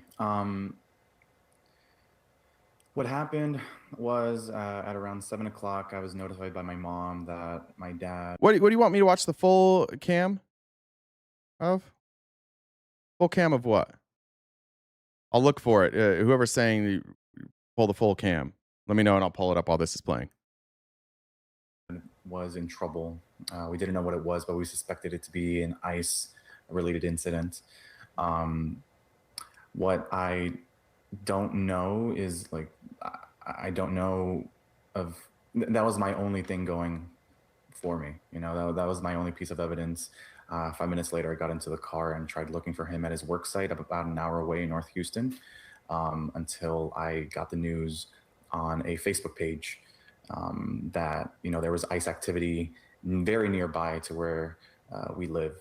And as far as I know, I didn't know that it was my dad. I had to go check it out for myself. And unfortunately, I saw my dad's van, but I did not see my dad at all. I stayed on site at, you know, the police had cordoned off the street, blocked off the street. I stayed on site for several hours, asking any and all officers and members of the public that were there for answers as to where my dad is, if anything. Yeah, it's been really tough. Yeah, I truly... What the cam footage of who? The cam footage of who are you asking for, Alex? obviously can only imagine the pain that you're in and your family is in. I understand, Ronaldo, you know, you did share some footage of the last time that your family saw your father when he was alive, because he was going, as you said, to his work site, as he does every day. You mentioned it's in North Houston. So there he is, your dog, normal morning, right? Loading his work van. You're talking about Aruja. Okay, I'll look for it. That video that you shared with us is 5:54 a.m. So then that surveillance video that I showed everybody where he's passing in his van is at 6:46 a.m. And then, as I said, just a few moments later, you see that unmarked black SUV following behind. That's just 5 seconds later. So by 6:48 a.m., Ring camera footage from the area shows what appear to be federal agents standing over people, detained on the ground next to the van. And ICE says the encounter with your dad happened moments later. I mean, the timeline here is incredibly compressed. It seems to have happened so quickly. Yes, it did. There was a lot of stuff in flux happening at the time. As you saw in that footage, and you know, I would like to correct it. It was two vehicles. I saw two vehicles right there. Okay, let's see. Let me see if I can find the footage you're talking about here. Oh, is this the footage you're looking for? Hey, what's up with it, Hood News peeps? It's you're gonna be 6,800 blocks. So out happened. Yeah, no, that's after. That's not it. Unmarked vehicles without any sirens, without any markings on any of the vehicles. It's just everything happened so fast. By the time I was already in North Houston, it was around like 8 o'clock, 8 something. I hadn't heard about anything else until I opened the Facebook page, the Southeast HTX news page, and that's where I learned that possible ICE activity, and I had to go check it out myself. And Melanie said the United Nations has come out saying that they will be conducting investigations into U.S., ICE, and the death count and the Epstein files under crimes against humanity. I love that. Thank you, Melanie. Thank you guys for helping knock out our gift goal. Appreciate that. Alex said, this is why I won't welcome maggots back. Pure evil. I'm not saying you welcome those people back, right? You don't welcome back unrepentant, unapologetic people, right? Clearly, these people, I don't think the people that in our chat represent most of MAGA. Like I said, my family's all MAGA. Everybody I grew up with is MAGA. Everybody around me is MAGA. I'll probably have dinner tonight with somebody that used to be MAGA, and like this stuff is moving them away from MAGA. They're still conservative, and I think there's a lot of work to undo some of the indoctrination of conservative politics. But there are a lot of people who enough is enough for them. So I want to understand, Juan. Let me just ask you a question here. The preliminary details that a source shared with us says that Ronaldo's father was not the target of the operation. Okay, was not the target of the operation, and I emphasize that because Can we just also remind everybody that ICE cannot pull people over? They cannot conduct traffic stops. They're acting extrajudiciously in the first place. And if you have ICE trying to pull you over and you don't look like a police vehicle, why would you stop? I always see those. I always see a ton of videos from Mexico where you have checkpoints where you have cartel people trying to pull people over, and the chat is always filled with MAGA people. I'd run right through that. If you're not the police, I'm running through that. If that happened in America, I'd run right through that. And then it happens in America, and you're like, oh, you should have complied with what? And it's a good point. They never did. They didn't stop him. But they can't tell you. They can't swerve. We'll get to some of the video of them swerving in front. We can't. I just watched a video this morning of ICE pulling somebody over and demanding their identification. You can't do that. earliest statement from DHS said that it was a targeted operation. Okay, so what do you make of this contradiction? That at first they said it was targeted, and then they're saying that Mr. Araujo is not the target. Well, what it tells me, Aaron, is that, DHS and ICE have been playing by a familiar playbook. The initial description of the events and what happened were very similar, eerily similar to what happened to Renee Nicole Good, right? There was a confrontation. The vehicle was used as a weapon. The police officer basically shot in self-defense. And now ICE is having to walk back the information that they provided, now saying that he was not a target. Now even we've heard that there was confusion in regards to a similar looking vehicle as well.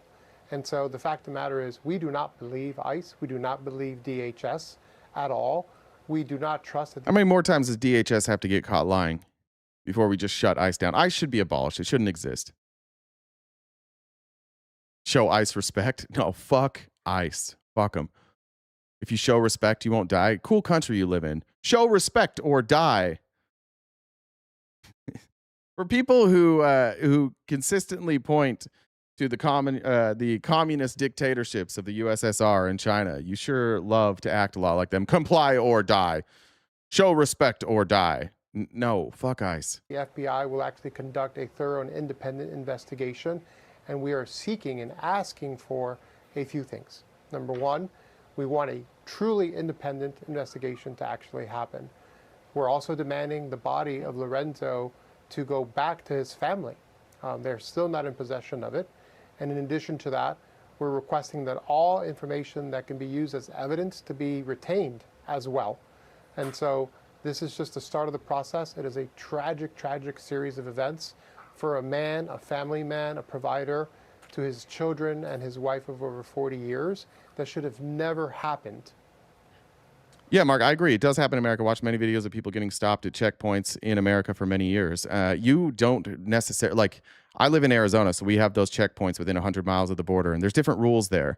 But if I get stopped at that border, I don't have to identify myself. There's no lawful command they give me. This could have been avoided if the driver complied. Just comply. Don't say fuck off. That's not smart, RTP. Well, let's look at when he should have complied. How come if somebody doesn't comply, the police get to kill you? Why does ICE get to kill you if you don't follow their unlawful orders? Why do you have to follow unlawful orders? The police are admitting that he wasn't the target, so it's not a lawful order, right? In order for if they were actual police, you would need reasonable and articulable suspicion of a crime being committed. They don't have reasonable nor articulable suspicion. They don't have the right to pull him over and detain him. So comply with unlawful orders or die is what you're advocating for, Mark. You're here every day with the wrong opinions. That's for you, even for you, that's a bad opinion. Let them violate your rights or die is what you're saying here. Right? Mark? Cross King said this could have been avoided if ICE did their job properly. Hey. Yeah, what if we made the government accountable for murdering people? Ronaldo, I just want to stop right there on one thing that Juan just said. This happened on Tuesday morning, and let's make note. A lot of you say MAGA gives up their constitutional rights; they wouldn't comply. Look, this is a brown person and they don't care. If this was in San Francisco and the person was wearing a MAGA hat, they would have a completely different opinion. And before you say I would have a different opinion, I would not have a different opinion. Some of my, I watch more of those independent auditors than maybe anything else on YouTube. I watch that and court cases all day, every day. Virtually every one of those people who audits the police by going and filming, they're all right-wingers. Every last one of them.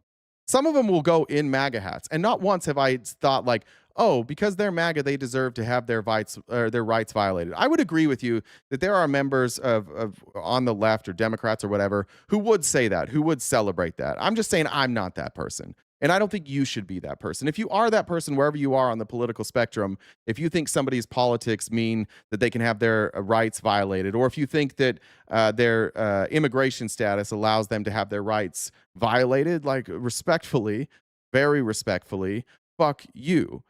But this is somebody who wasn't the target. They were here legally. And even if they were here illegally, they don't get their rights violated.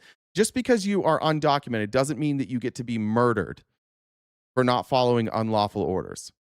I don't care what your citizenship status is, and you shouldn't either, because legally and constitutionally, you have rights when you're in this country, whether you're a citizen or not. your family still does not have your father's body?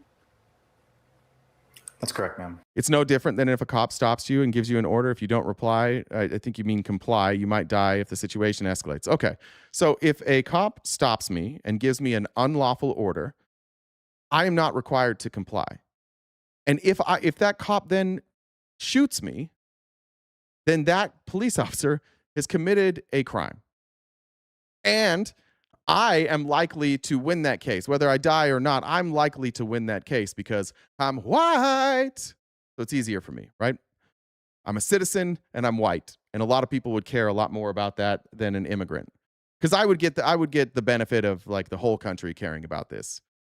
When you're a black and brown person, especially if your immigration status is well, I guess if you're an immigrant, then like half the country of white people, like mostly white men that vote for Trump, they don't care. They think that you're white, that your life is worthless. But it would be the same if a police officer gives me an unlawful command and I don't obey it, and that police officer shoots me. I am not in the wrong. The officer is in the wrong. The officer who uses deadly force because somebody didn't listen to their unlawful commands. That person is in the wrong, not me.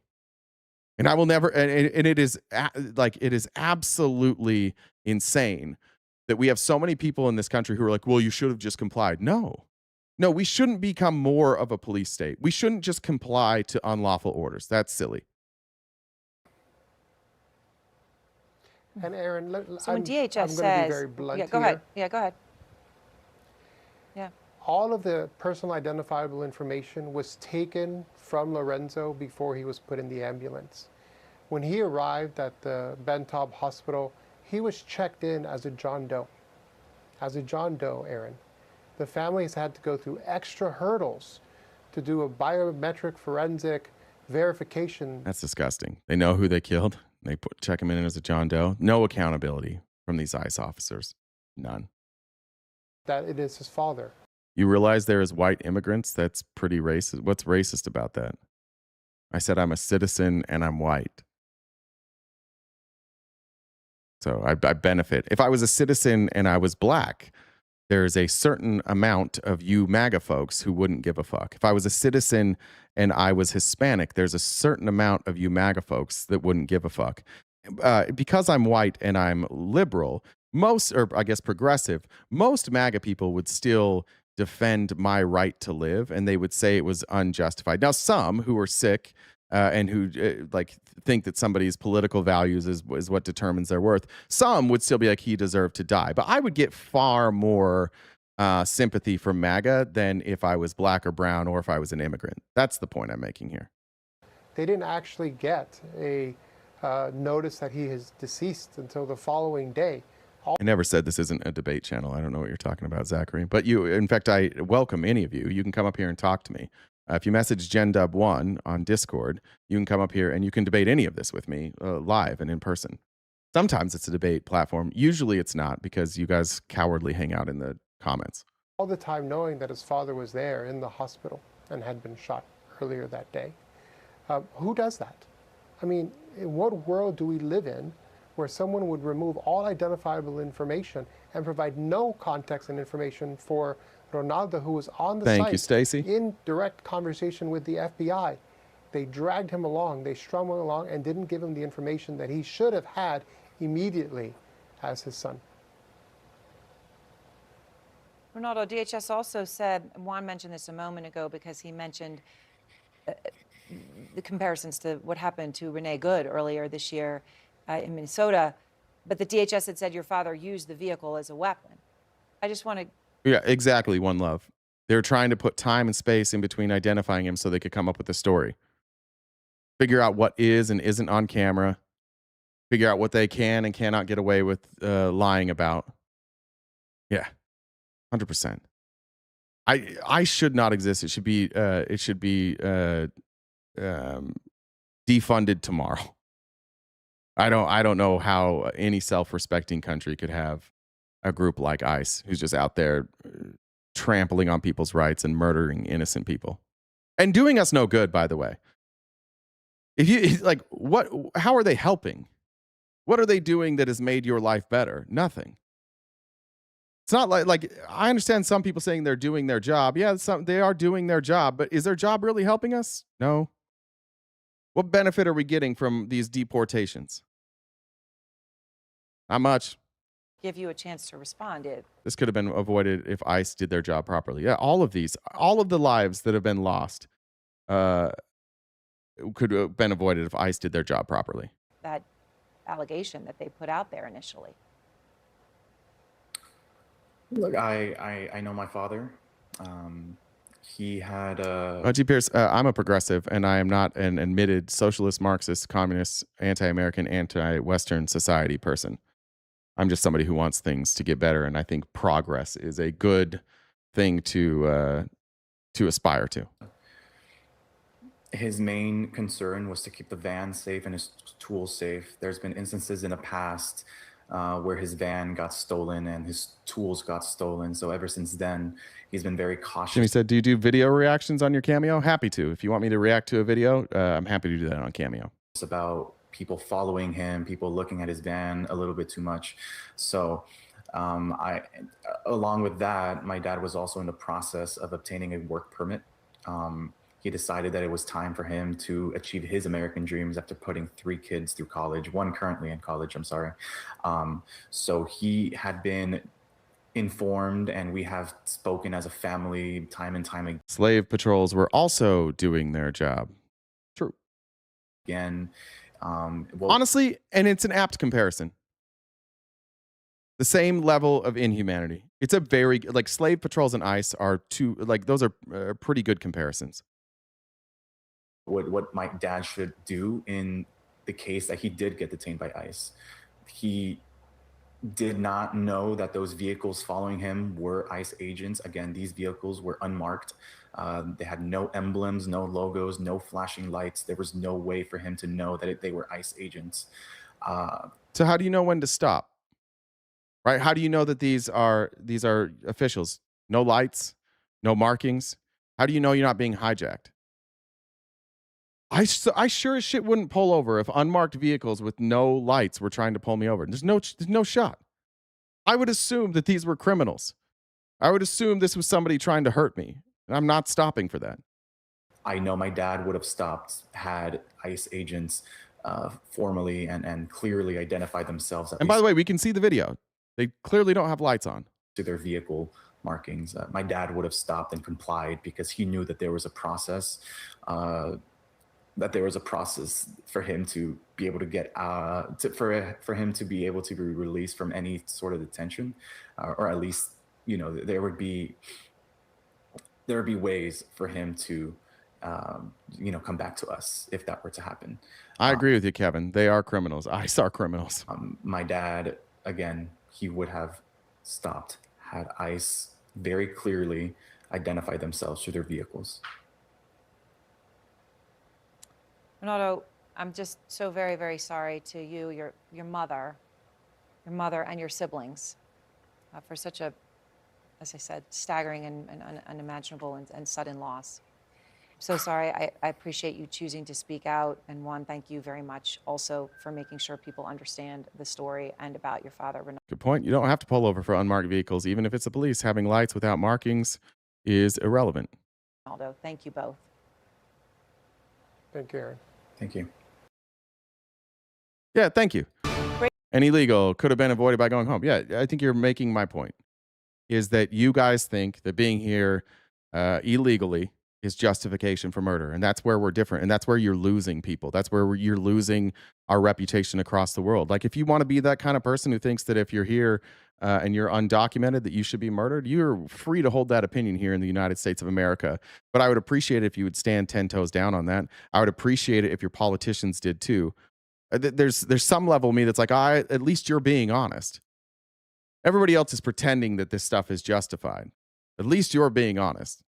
If you guys were more honest, you wouldn't win elections, though. So you have to lie about all this shit, which is why ICE had to lie and make up stories about what actually happened. They have to get their stories straight, and then they have to use the federal government to avoid any sort of prosecution. By the way, these people say, and I think we now know this for sure, that the story that ICE came up with about him ramming them are not true. We don't have, there's no video of him ramming ICE. Somebody earlier said, I'm afraid to show the video. I'm not afraid to show the video. That video, as far as I'm aware, does not exist. If that video existed, it would be everywhere. You're the crime against this country. Good one, Jaka. You're back after a few weeks off, and you came back just as stupid as you were before. Well done. The 3 men who were arrested during an immigration operation that resulted in the fatal shooting of Lorenzo Salgado Araujo said a federal officer fired at them almost immediately after exiting his vehicle, and at no point did the driver veer in his direction. The migrants are disputing key elements of the Department of Homeland Security's account of what transpired during a chaotic traffic stop in a predominantly Mexican-American neighborhood in Houston. They spoke from immigration detention with attorney Hugo Balderas Ibarra, who shared their written and oral accounts with the Washington Post. DHS released a statement hours after the deadly shooting, saying that Salgado Araujo had rammed an immigration and customs enforcement vehicle and weaponized his white work van in an attempt to run over ICE law enforcement officer. Remember when Pam Bondi did this? And Kristi Noem, when they lied about Renee Good? The brave ICE agents were helping to get a vehicle that was stuck in the snow, and she rammed them. Remember, that's the story they told? And then when the video came out, they just pretended that they didn't tell that story. They just changed the story and said, look at this. Look, she did try and ram that officer. The officer placed himself directly in front of a vehicle that they were not allowed to stop or detain. And then you could see the wheels turned to the right. She does not go forward. She goes directly right to avoid the officer. But do you remember how first they said that these brave officers were helping to get a car unstuck from the snow and she rammed them? Yeah, Trump repeated the same lie. And then they just all pretended like that didn't happen. And you guys went, yeah, that's okay. We'll ignore that. Let's keep blaming the immigrant. I guess in this case with Renee Good, not even the immigrant, just the woman who didn't like immigrants being rounded up. Didn't like people being harassed. You guys lie about this all, like ICE lies all the time. And you don't react to it? It's just fine? You just like the government lying to you?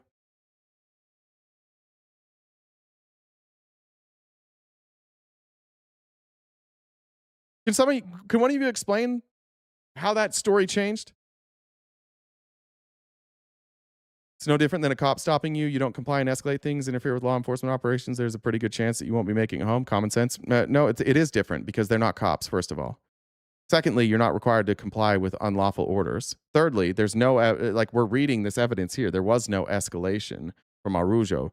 See how you're willing to bootlick cops who aren't state police, who are federal police, who have no right to stop and detain you, who illegally stopped and tried to detain you.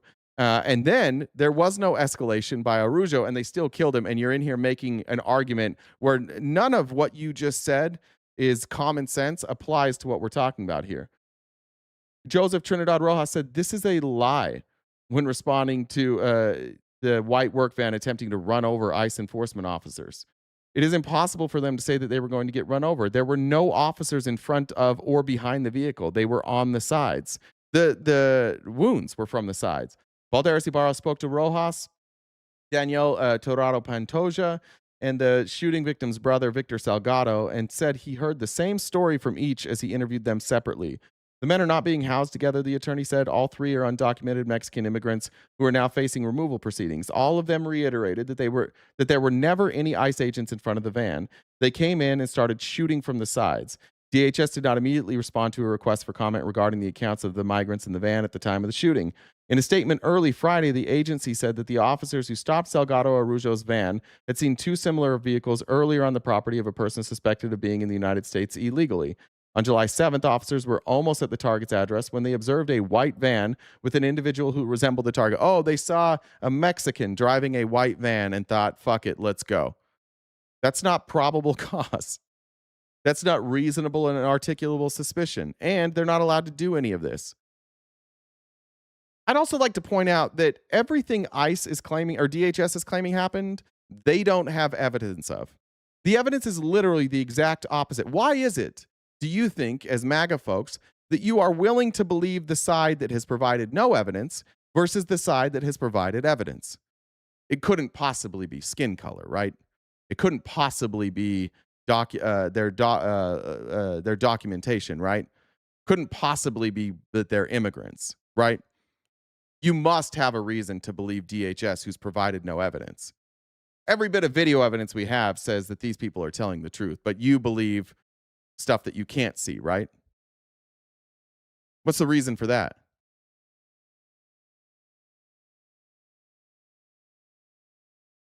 Kavanaugh did tell them they could racially profile. Yeah, it's true. The side with no evidence tells them they've always been right and could never be wrong. Yeah, that's actually really, really true. You guys have been conditioned now that no evidence is actually more evidence that you're right. That's true. Was it a good guess? Were they documented or not? No, it wasn't a good guess because they were after somebody specific, not just generally undocumented immigrants.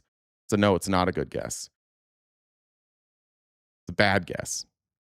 They assumed it was somebody else, and then they shot and killed them, and it wasn't them. That I would categorize that as a very, very fucking bad guess. Imagine talking about guessing right now. Well, did they get it right? Did they guess right? No, they didn't. But they shouldn't be guessing. That's not reasonable or articulable. And also, once again, they're not allowed to do any of this shit. I keep saying undocumented. Well, I think the other three were undocumented. He has a work permit. It's the other three that were undocumented. So they were, when they say undocumented, I guess maybe if I said it about him, I apologize. But yeah, he does have a work permit. I might have said it about him. The incident sparked fresh anger in one of the nation's largest cities. Let me skip all these, actually. I just want to get more. There was more evidence here. DHS spokesman said the officers involved in the incident had not been issued body cameras. Why not? You're telling me ICE just rolled up and started shooting? Well, I think they tried to get the vehicle to stop, and the vehicle wouldn't stop, so they started shooting. I don't think they just rolled up on him and started shooting. I don't think you should be able to, why are they allowed to go to work without body cameras? Didn't SCOTUS grant permission to ICE pulling up over people based on the color of their skin? I don't know. We can pull up that order. I don't think so. I don't think the Supreme Court can overrule local law enforcement. I think there has to be. Doesn't there have to be a reason? Hey, I'll look that up. I might be wrong about that. The spokesperson said the process of purchasing and issuing the cameras had been delayed because of a partial shutdown this year, fueled by a standoff over Democratic demands for ICE reforms. How long does it take to buy body cameras? ICE had access to historic levels of funding during the shutdown, which affected some parts of the agency, but did not curtail street-level enforcement. Body cameras have been deployed to more than half the field offices, with the remaining half to receive them in the next 60 days. Then don't send them out. Why in the world are we sending out police? ICE, if we can't, we already know we can't trust them. Why would we send them out without body cams? Take 60 days off.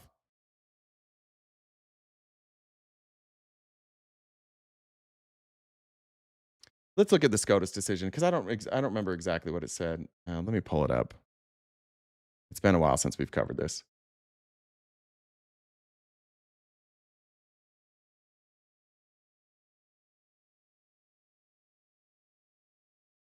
Supreme Court temporarily allowed ICE agents to use factors like apparent race, Spanish language use, and employment in certain industries as components of reasonable suspicion for immigration stops. The 6-3 order.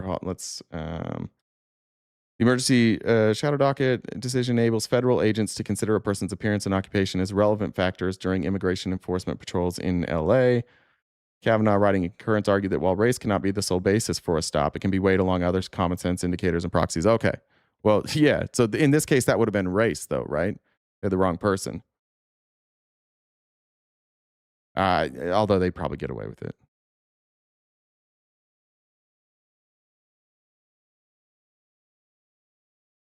Their accent is not for, but you still can't do a traffic stop.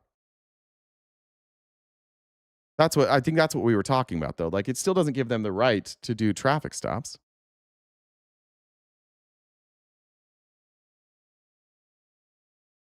Why would I stop for an undocumented? I mean, I think you meant unmarked car. Casey? Existing while brown has been treated as a crime in this country for ions. Yeah. It's gross. We legalize so much racism. Okay, I want to show you this. This was on CNN. This is Sunshine. I forget Sunshine's last name. With Anna Navarro. She's kind of like, sometimes she's hit and miss. Every once in a while, she has a good point. But once again, this is obvious. It's obvious that we shouldn't kill people for not following unlawful orders. And we always know if the person has a good if there's a good argument or not on whether or not they address the argument, or if they do a whataboutism. And she's going to do a whataboutism. This last case, it's not, again, it's something else that's not happening in a vacuum. It's the latest case that's happened, but there's been now at least 5 people killed by ICE in the streets of America. Ruben Rey Martinez, they killed a young man, they killed in San Padre Island in Texas. Silverio Villegas Gonzalez, Keith Porter, they killed him in LA. Renee Good and Alex Preddy, they killed them in Minnesota. And now Lorenzo Salgado Araujo. There's been Do you know the names as well of Americans who've been killed by illegal immigrants? Do you have that list? I know too? some of the. I know. There it is. I don't know. Somebody needs to coach these people on CNN every once in a while. We do not pay citizens or non-citizens to keep us safe. When a citizen or non-citizen kills a citizen or non-citizen, we have no reasonable expectation that that they are to act in our best interests, right? Those are just simply crimes. I don't pay regular people to not do crimes. I do pay the police and ICE to not do crimes. We should expect the people who represent us and the people who we pay to keep us safe to keep us safe. And if the people that we're paying to keep us safe are killing innocent people, the response to that shouldn't be, what about the people that we don't pay to keep us safe? This is a stupid fucking argument. No, ICE isn't keeping people from coming across the border. They're not border enforcement. So why would we be talking about that? You want to talk about border enforcement? Go ahead, talk about border enforcement. You want to talk about immigration enforcement? Please talk about immigration enforcement. That's not the role of ICE. Their job is to track down people who are dangerous, or used to be, who are dangerous and pose a real threat to the United States of America. It's a stupid argument. And it's an argument that you only make when you can't really justify what happened, but you also don't want to criticize the police state. Names as well of Americans who've been killed by illegal immigrants? Do you have that list? I know too? some of the. I know Do you some know of the their names. I don't have the list, but I do know some of the names. What are their names? What are some of their names? Listen, we have Some of the heard all of the Americans. names. No, just what are some of the names? This is not me doing a contest of whether you know the names or whether I know the names. I want to pronounce. I want to pronounce these names. Because I think we need to put names and faces and stories. Right? Absolutely. Okay, so and to the faces when you of want to Americans who have been killed by illegal. Yeah, but if we name the Americans who have been killed by people who are undocumented, they broke the law, right? You can't kill people in this country. You can't murder people in this country. And you can't come here undocumented. You can't come here illegally. You have to follow the right processes. Those are already laws. What do you want us to do about that? Why would we focus on that? Why wouldn't we focus on our government killing people unlawfully? They're paid to do that. That's their job. That destroys the fabric of America. There's this huge difference between asking our government not to kill you and asking people not to kill you. Our government answers to us. When they start killing us, they should have to answer for that. They shouldn't have people on TV going on and be like, what if we deflect it over to people who aren't the government killing us? No, they should just be held accountable. The people they killed don't have criminal records. What are their names? The people Laken they Riley, killed. Jocelyn Nungare, Kate Steinle. And what are the names of people? And for the record, these people who killed Laken Riley, I don't even know the names. I don't think about these names, to be honest. What did they all have in common? The people who murdered them faced trial. They got due process. How many of these ICE agents have faced trial for the people that they've killed? Right? Yeah, murder is bad. Murder is just as bad if you're a citizen or a non-citizen. But then every time they face trial, every time we learn very quickly, oh shit, they do have due process. You know what they don't do? They don't go kill, like they didn't go kill the person who murdered Lake and Riley. They arrested them and put them on trial because of due process. Right? So let's get the due process for our government too. Why are they not facing charges for the very same thing? That have been killed by U.S. citizens. How is that relevant to this? Well, you want to start talking about people who've been killed, then let's start talking about people who've been killed in this country. But there's a hell of a lot more people that have been killed. Yeah, it's about, because I only care when it's somebody that's undocumented. That's what it's about. They don't, like, if you're relying on people not to kill each other, I guess, cool. But we should expect our government not to kill people unjustly. And when they do, they should, the people that do it should be held accountable. By U.S. citizens than people who have been killed by illegal. Newsflash, undocumented and entering the country illegally, you are a criminal. Your first act entering the country is a federal crime. Cool. So what's the solution for that, G. Pierce? What should happen to those people? Let's talk about this. Because this is where we have the disconnect. I agree with you. That's a crime. What should be the repercussions for that crime? Should it be murder?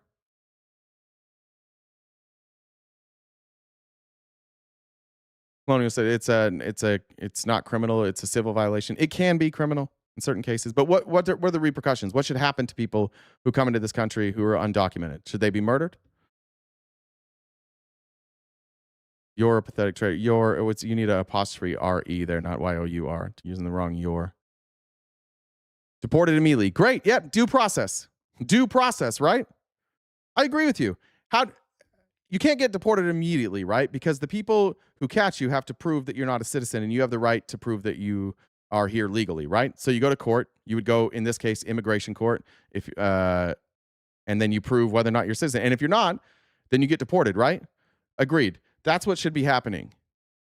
That's what should happen. And when you say that's what Trump is trying to do, cool. But also what Trump is doing while he's trying to do that is allowing members of DHS and ICE to murder people without consequence.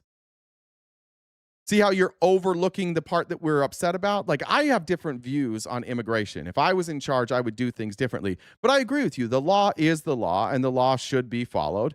And if you're saying that people who are here, who are undocumented, should be arrested and then have their due process, and if it is proven that they're not a citizen, they should be deported. I agree. That's the law. What they shouldn't be is murdered.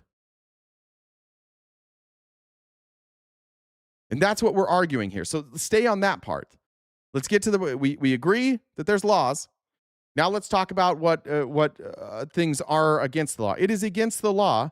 Can you shoot somebody who's here undocumented? Are you allowed to take the life of somebody here in this country simply because they're not a citizen? No, of course not. You would go to jail. Like, if you took the life of somebody who was here and wasn't a citizen and was here illegally, you would go to jail for murder, even though that person's not a citizen. So why do you suddenly change the rules when it's ICE? Why can ICE unjustly take the life of somebody who's here and they're undocumented? You go, well, they shouldn't have been here. True, shouldn't have been here. The punishment for that is not death. So they shouldn't have been here. They broke the law. And the person who took their life also should go to prison. Yeah, if your life is in danger, that's fine too, G. Pierce. But these ICE agents' life were not in danger. The ICE agents' lives were not in danger with Renee Good or Alex Preddy either. We agree on this. It's just that every time we talk about an unjust killing, you guys backpedal to they were here and they were undocumented. And that's why it seems like what you think is that if you're undocumented, you should die. That's why you guys keep getting called bigots. Because it seems like that's what you think. I haven't seen this. Can you show me a justified killing? Due process is for everybody on American soil, not for Americans, Red Mule. The Supreme Court has ruled this. Your opinion doesn't matter. And of course, due process is for, how would you prove that somebody's an American, Red Mule? So if you're just cruising along and you're Hispanic, right? And you get pulled over and you say, I'm an American, and they're like, no, you're not. And they're like, give me your ID. And you're like, I don't have my ID. Can they just deport you? No. You have the opportunity to prove that you are an American citizen, just like anybody who's here and is undocumented. If you're undocumented, you have a chance to prove that you had the right to be here. And if you can't prove that you have the right to be here, you get deported. That's due process, and it's for everybody. Run a background check. Brother, please don't run background checks. Now it just sounds like you're making excuses. Just admit it. I don't know why you guys won't just admit that what we're doing here is outside the law. Everybody should have due process in this country. Everybody should follow the same laws in this country. It is, if you break down what you're advocating for, you're like, oh, if you are not a citizen, you don't get due process. How the fuck do you know? Alex Preddy brought a loaded gun and chamber gun to be peaceful. Did he pull that gun? No, he didn't. Is it illegal to bring a loaded gun? No, it is not. So now if I go out with a loaded gun, is it okay for the police to kill me? I don't know if it was chambered or not. I don't remember anybody saying that it was chambered. But if it was chambered, that's all right. He has that right to defend himself, right? Don't you have this? Aren't you a Second Amendment fan? I don't like the Second Amendment when it's liberals. He's allowed to have that weapon. He never reached for it, never pulled it out. Read your Constitution. I'm explaining the Constitution to you accurately. It's always the person who's arguing for unconstitutional things who tells me to read the Constitution. Jamar says, with the utmost disrespect, fuck ICE.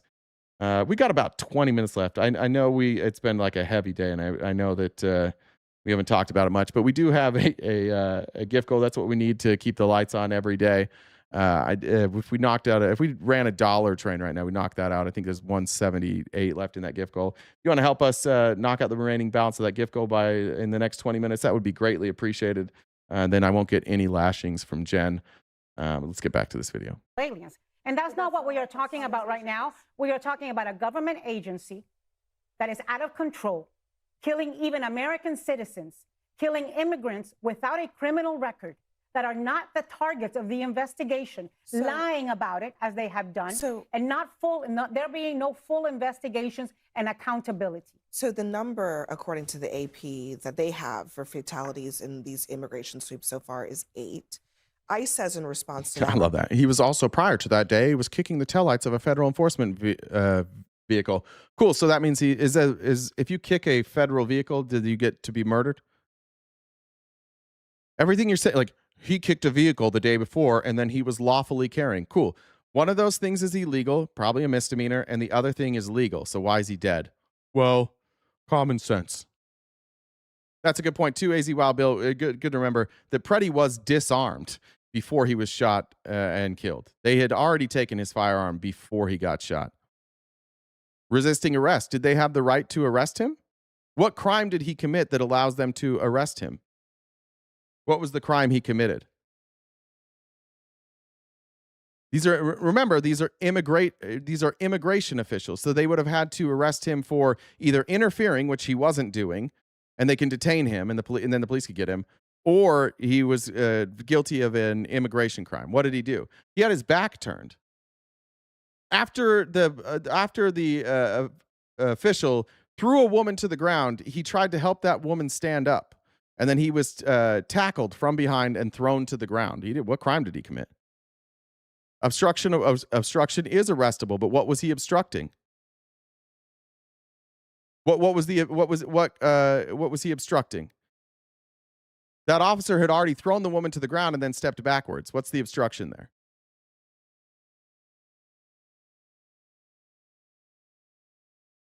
He damaged property on camera. Yeah, that was days before though, right? So I don't know if you know this, but him committing a crime days before damaging property does not allow them they can't arrest him. They have to report that to the police. They're not the police. So DHS would have needed to report that to local authorities, and then they could have come and arrested him. Keep trying. Keep defending murdering American citizens. He was continuing the cop's ability to keep to assault that woman. He stood in the way, and that cop couldn't assault, or that ICE agent couldn't assault that woman anymore. I'm pretty sure they were DHS. I don't think they were ICE. If he had not brought in that firearm, he wouldn't have gotten shot. You can't get around that. Oh, cool. So we should just not carry firearms then, right? So if you have the right to carry a firearm, then you should expect that your risk of being murdered goes up, right? That what we're doing? Whew. Where's old boy telling me to read the Constitution? You might want to tell your friends to read the Constitution. IMFRCD, thank you very much for joining the $2 train. Jackie, thanks for joining the dollar train, as well as Walter. I appreciate both you guys. It's crazy watching you guys jump through these types of hoops. We just want people to die that don't want to bootlick. Colin Rittenhouse should be in jail. No, not Kyle Rittenhouse, because he's a conservative, right? Thank you, Irene. Said, choo choo, always appreciate you. Jen Mods and my extended RTP fam. Thank you very much. Norma, thank you. Natalie said, so tired. This all sucks. Yeah, it's getting old. Getting fucking old. Our message is clear. If you come to our country illegally, we will find you, we will arrest you, and we will deport you. But I don't think that really addresses. All right. This does make me sick every time. But I do think it's important. Some of you MAGA, can you just like take the dick out of your mouth for a second and recognize that people are being murdered for crimes that people shouldn't be murdered for? Yeah, I'm with you, Ghoulie. Our country has far too many bloodthirsty sickos. The thing is I don't even know if it's bloodthirst. Like I think a lot of this that happens online is just ego. They can't, for the life of them, find a way to criticize the people that they voted for. Jay, I'm seeing another ICE unaliving in Maine. Yeah, we covered that. That was this morning. We don't have a ton of details on it yet. All right. All right. This is kind of related. Let's do this. Then this will probably be the end here. But looks like in Houston now, people are revolting. Houston's tired of being a police state. And now they're starting to chop down flock cameras. We talked about these flock cameras. And these flock cameras are also being used by DHS and ICE. And they're being used by our police to stalk people, to accuse people of crimes they didn't commit, and to just generally strip away the rights of American citizens, which I guess MAGA, that's what we're about, is living in a police state. We're just finally admitting it. Like, we just need the police to watch our every move. Camera that once stood here is gone. All that's left is this pole across the street. Another one taken down as well. G. Pierce, Alex Presley was an accident, had a SIG and well-known model self-fire round fired into the ground in the middle of a skirmish. Horrible it happened, but he put himself in that situation. Excuse me, who was holding that firearm when it went off? Was that Alex Peretti, or was that an officer who had already taken the gun from him? Yeah. It's not an accident to point blank unload your gun into somebody. That's not an accident. That's cold-blooded murder. The officer unloaded a clip at point blank range after another officer had caused the weapon to fire. And you don't know if it was a misfire or not. That hasn't been confirmed. So you're just saying that because they're known to misfire. But all of that was the fault of the police, every bit of it. So if the police accidentally cause your weapon to misfire, then you get to die. Fine, don't call it first-degree murder, second-degree murder, manslaughter, something. He's dead. He's dead. He didn't commit a crime, and he's dead. Maybe, again, don't charge him with first-degree murder. Fine. Manslaughter? Yeah. You cannot unload a weapon at point-blank range over a misunderstanding, over something you didn't understand.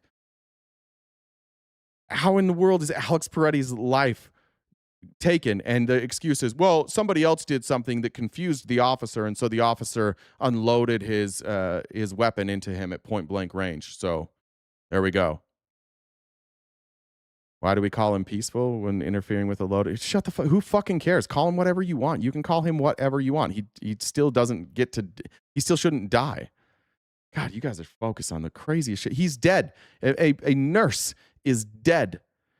He was doing two things that are that are protected. The first two amendments of our Constitution. The first two things that our founding fathers saw were most important is one, the ability to use your voice to protest against your government, and two, to carry a weapon in case you need to use that weapon to protect yourself, according to you guys. I thought it was for an armed militia. But literally, the first two amendments, the most important, or the first two amendments we thought of is what Alex Preddy was doing. You're like, he shouldn't have been doing that.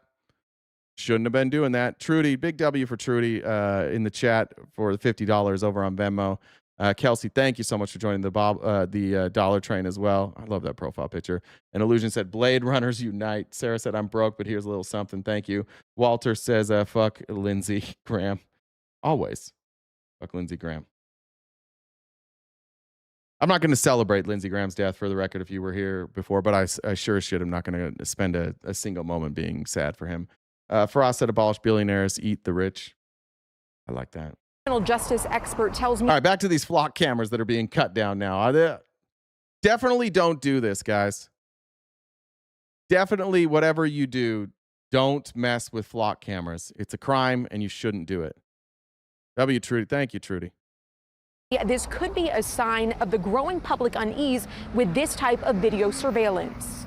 In two different parts of Houston, the same scene, surveillance cameras lying on the ground. Two near Memorial Park, two more near Washington Avenue and Westcott, all part of Flock Safety's automated license plate reader network used by Houston police and other law enforcement agencies. Oh, what happened? Probably the wind just blew it over. People wouldn't do this. This has got to be wind. Because nobody would take down these cameras. The irony of seeing the American flag attached to a camera for the police state is not lost on me. Houston police confirming an investigation into this. While the motive is unknown, the technology itself has drawn criticism in the past from people concerned about the data they're collecting. What level of This is where the left loses you. A man is dead. You don't have to mourn him. However, y'all shouldn't celebrate his death. Okay, that's fine. I'm not celebrating his death. Some people are. I don't think you should celebrate somebody's death. But Donald Trump celebrates the death of people all the time. So don't talk about the left and the right losing you, right? You don't get to do that. When the president of the United States celebrates death, find me an elected official from the left who was celebrating the death of Lindsey Graham. Like, it's fine. I think it's a fair criticism to say, I agree with you. Even the people that watch the show, like, I think it's gross when people celebrate the death of people that they don't like politically. I think that's gross. Unless, I'll celebrate like Netanyahu, I'll probably celebrate that. War criminals, I'll celebrate that. Somebody who's abused or murdered people, I'll celebrate that. I agree with you there, but you don't get to be like, this is where the left loses me when the right exists, right? The leader of your party and the most prominent people of your party consistently celebrate the death of their political opponents. So you just don't get that point. And I think it's silly if you're making that point. Frustration have we encountered? Right. Texas Southern University professor Howard Henderson, founding director of the Center for Justice Research, says the backlash reflects broader concerns over privacy and who ultimately has access to the information these cameras collect. For many in society, they're looking at what the negative unintended consequences may be if this information gets leaked or someone uses it and finds itself in the wrong hands. RTC, Mom. A crowdsourced map from dflock.org shows thousands of flock cameras across the greater Houston area. Because anyone can submit locations, ABC 13 cannot independently verify the data shown, but we know that multiple law enforcement agencies use the cameras. Houston expanded its use of the technology through a multi-million-dollar agreement with Flock in 2022. In that contract, HPD describes the camera as an investigative tool. That's a good point. I'm going to say that Salty One said, who's to decide who is worthy of celebration? For the record, I don't celebrate people's death. I'm not trying to take like a moral high ground here either, because I think that there's good arguments for somebody like Lindsey Graham, who has openly advocated for a genocide. I just don't do it. And I think perhaps some of that has to do with the fact that, like, I'm a semi-public figure. I'm not making a moral judgment on people who are celebrating or not. I'm just saying that if you think this is a left or right issue that people are celebrating the death of political opponents, then that's silly. Writing that, quote, all data from vehicles observed will be provided to HPD for further assessment in detecting vehicles wanted in suspicious or post-event investigation. Dolphin, I don't remember. Is it safe to watch the flock cams videos you sent? I don't remember. I'll have to watch them after this. I don't remember. For law enforcement purposes. Just months ago, Harris County Commissioners voted to renew its contract through June 2027 at a cost of just under $869,000. The Harris County Sheriff's Office previously credited the cameras with helping recover stolen vehicles and locating 2 kidnapped children. But Henderson says there's growing public unease over surveillance technology and artificial intelligence. Sensitivities are heightened and people are very concerned about someone watching them and what they're doing with that information. And he's all right. Here's why people have concerns. I know we talked about this, but I don't think we showed this. I'm pretty sure we didn't show this. This happened in I believe in Denver, or a suburb of Denver. This is Christiana Elzer. She was falsely accused in Colorado of stealing packages. And the reason I want to show this is this officer, the way that he speaks in absolutes, and the way that this woman was arrested, she was charged with stealing packages. She didn't do it. And listen to this officer defend using flock cameras. What we have is lazy police work, and they're pretending that evidence is absolute, which is the choice of a judge, right? You don't get to say it's 100%. And then when he was wrong, he should lose his job. If you arrest somebody and say the evidence was 100%, and then you're wrong, you should lose your job. We have cameras everywhere in that town. You can't get a breath of fresh air in or out without us knowing. Christiana Elzer learned the power of flock firsthand. You were in town from 11:52 until 12:09 exactly. Like I said, nothing gets in or out of the town without us knowing. When a Colorado police officer showed up at her door holding flock snapshots of her truck. And here's when you left. At 12:09, that's when you left town. To get. No, to stop at Ridge Trail. Wait a minute. And take a package. Well, there's no shushing. I don't need to be. I need to know where this is. The first thing he pulled out on the body cam is that flock picture, the clear photograph of your car. But here's your vehicle in the neighborhood many, many times, apparently casing houses, because you just can't drive through for work or visit other businesses. You can only be casing houses. It is her. It is 100%. It is locked in. There is zero doubt. I wouldn't have come here unless I was 100% sure. Whoops. Whoops. Melanie said, don't buy green laser pointers and point them at flock cameras, destroying the camera lenses, or AI stickers confusing the AI systems that these cameras are linked to. That's right. Respect the police state. Respect the flock cameras. Thank you, Melanie. 100%. It is certain. It is on video. You're obviously welcome to go to court. Christiana was charged with stealing a package, but it wasn't her. First of all, that's obviously not her. It's not even the same. Like, her hair is completely blonde. That's what her hair looks like. That's clearly not her. She clearly has darker roots. It's close in that she's a woman, she's white, and has some blonde. 100%? 100%?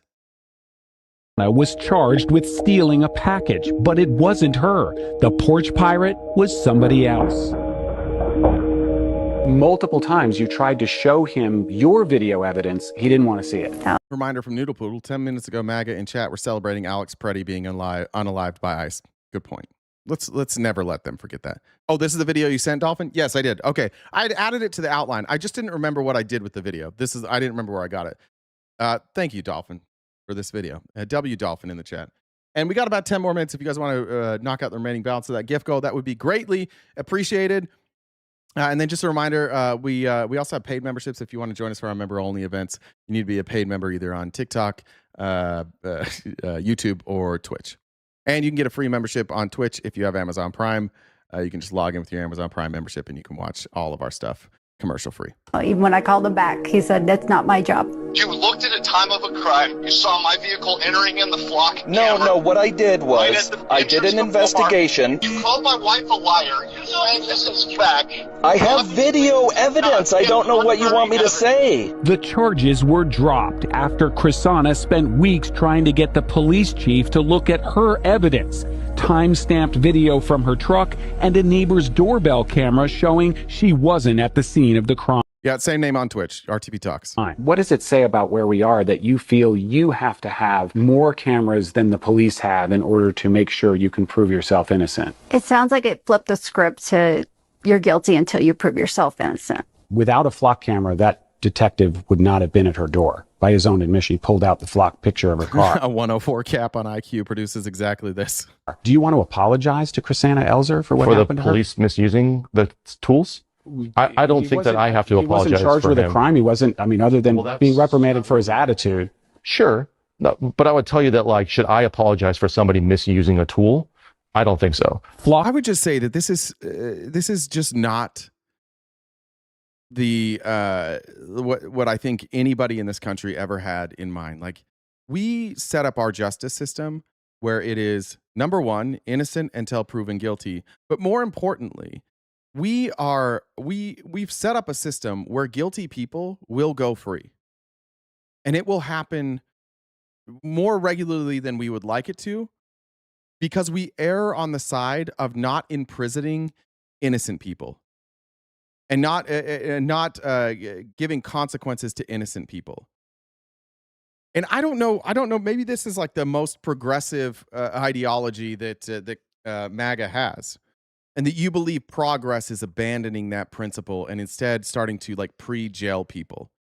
You have a bunch of tech bros now who are very methodically walking us into a situation where we're about to get to the point where well, you were going to commit a crime. We know you were about to commit a crime because we're watching your every move and we pre-arrested you. This is not what was intended from America. There was always going to be a certain amount of guilty people walking free because we thought that was preferable to innocent people being jailed and imprisoned despite committing a crime. And MAGA has changed that. We are now pro-police state. MAGA. We are, big brother. The amount of comfort that so many people in this country have with the access that our government has into our lives is troubling. And every time we bring this up, MAGA will say things like, oh, they are you think they didn't have this before? Yeah, but it's getting worse. And the people that are running the police state, the people that are developing this technology, they're all funding your favorite politicians to make this more and more ingrained into the society. Now, Austin has abandoned this, and there's a lot of progressive cities now who are saying no, we don't want this in our cities. Conservative cities are like, watch everything we do. This is the result of an indoctrination and 20 years of indoctrination now from MAGA to convince you that MAGA and then the Tea Party, that you were unsafe. And I just want to show this one more time. I'm going to play this video, but I want to show this. Safety Chief Communications Officer Josh Thomas. Who's watching the watchers in these cases? Well, the city council. The city owns the data, so city council would have the appropriate responsibility in that case. Our point of view has always been that it is not Flock's job to police the way police do their work. All right. Never before have we been more under a microscope and had more government overreach when it comes to invading our privacy. And it's important that we remember where we're actually at. Where's this? I had a poll right there. Hold on. This is what I was looking for. This is the violent crime rate in this country. I'm going to move me up here so you can see it. We are at historic lows. And if you turn on right-wing television, you listen to Donald Trump, You listen to conservatives, they'll tell you more now than ever you're in danger. And yet, I was born here. I was born here in 1985. We are significantly safer now than we were in 1985. I was a kid throughout the 90s.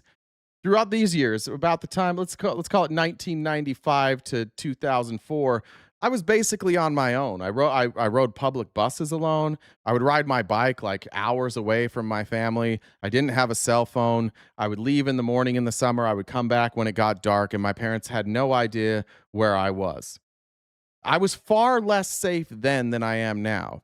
Access to the internet and 24-hour news channels and social media have all led us to believe we are far less safe, or far more safe. Less safe, far less safe than we actually are. We haven't ever really been more safe. You are far less likely now to be a victim of a violent crime than basically any other time in your life.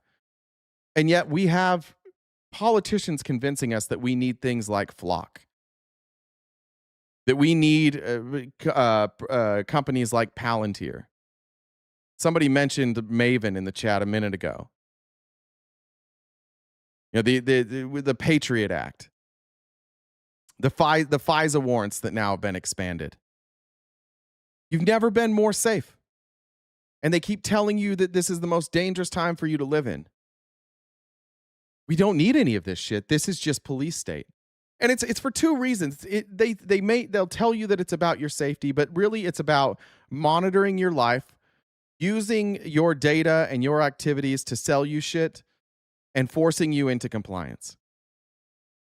That's what this is all about. And this type of stuff, when we're talking about a regime currently in the White House that we know is willing to violate the Constitution over and over and over again, you should be very concerned that they are telling you how unsafe you are when this is the safest you've ever been. And they're telling you over and over again that you need to give up voting rights. You need to give up privacy. You need to allow the roving gangs of brown shirts in ICE to do what they do. You need to allow police to be able to act without impunity. You have the president consistently talking about how police need to have immunity from the crimes that they commit. This is I've said it before, it is the dumbest version of fascism I've ever seen. I don't know how they scared all you MAGA into thinking that your lives were in danger. But their ability to do that has caused you to look away from the police state. They've scared you into, okay, we'll accept fascism, because if we don't accept fascism, we're in so much trouble. They told you that Obama was gonna take away your guns and your freedom, and you believed it. They told you that Joe Biden was gonna take away your guns and your freedom, you believed it. They told you that Kamala Harris was a communist. They're telling you now that people like James Tallarico are a danger to you. Yeah, the open borders. They're flooding here. They're coming to take your jobs. They're killing your children. We just saw it with Sunshine over on CNN. You need to say the names of the people who were killed by undocumented immigrants, and yet you have never been safer. They tried, Red Mule. When? When did they try, Red Mule? When did they try to take away your rights? You give up freedom for security. Yeah. And it's crazy because we've never been more secure and we've never been more willing to give up freedom. It's 10 p.m. Do you know where your kids are? You're dating yourself a little bit there. All right. I think that's did I have one more? I'll do that one tomorrow. Let's see. Andrea, thanks for joining the Dollar Train. I missed those. Actually, we started a little late. Let me do this one more. How long is this? I want to do this one more story because I don't know how to fit it in tomorrow.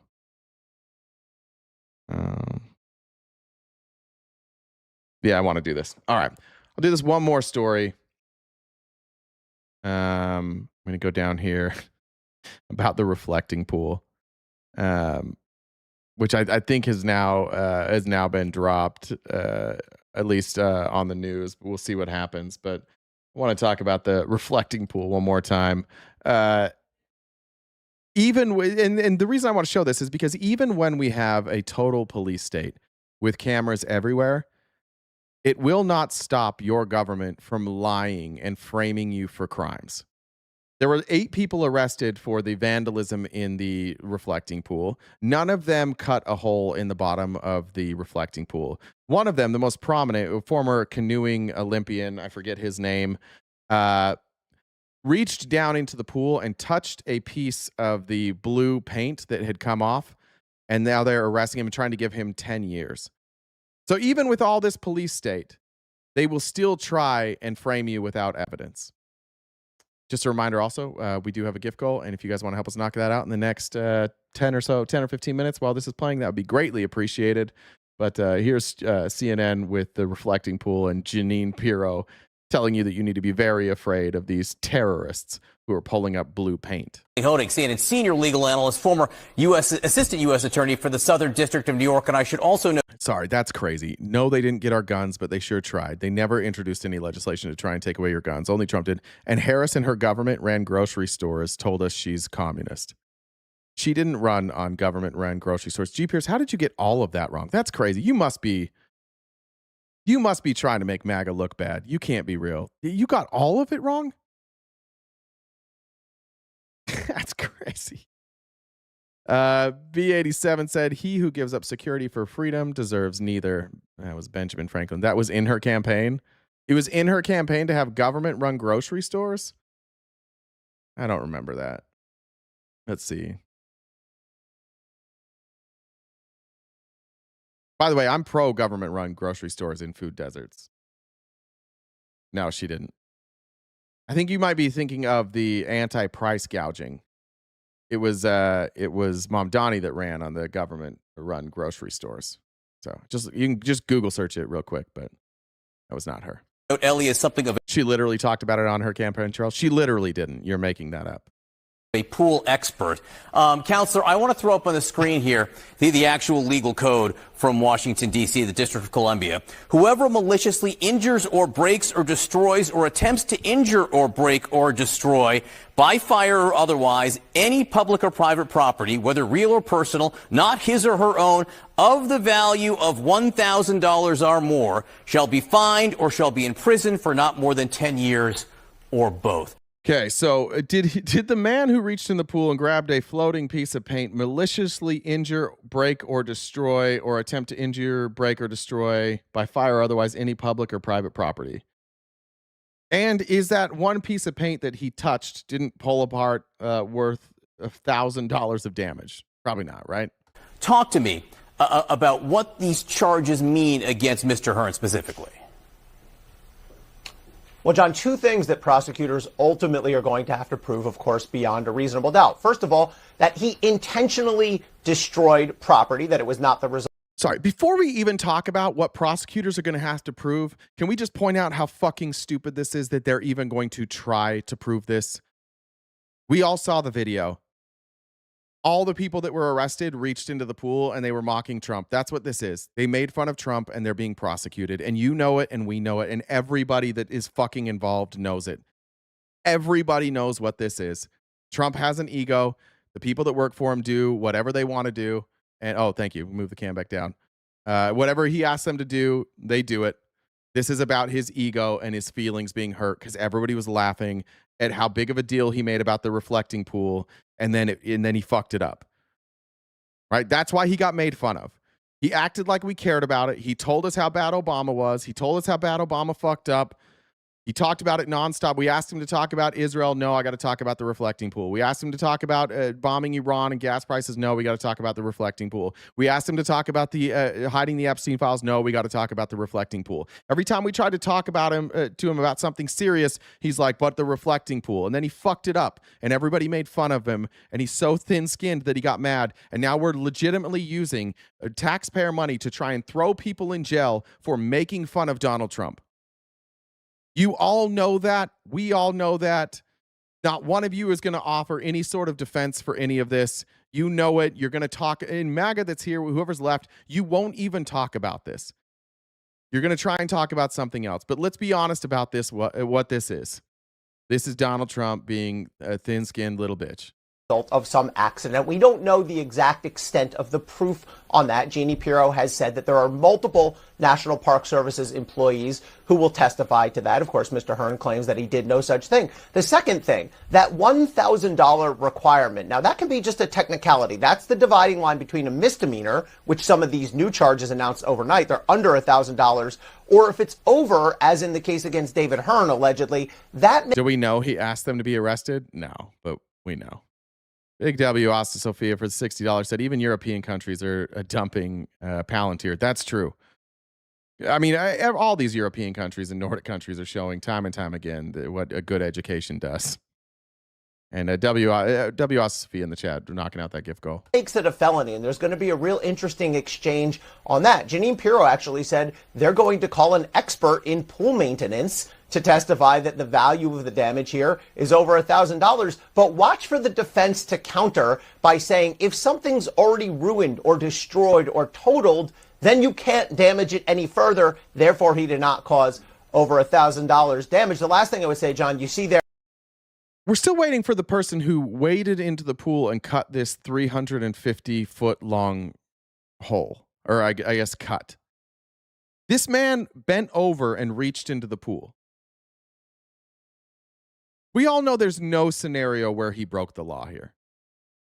And even if he did, that law's fucking stupid and we should change it. The law says the max penalty is 10 years in prison. That is correct. But even if David Hearn is convicted, almost no chance he gets sentenced to prison on an offense of this nature. He's likely looking at a probationary sentence and a fine.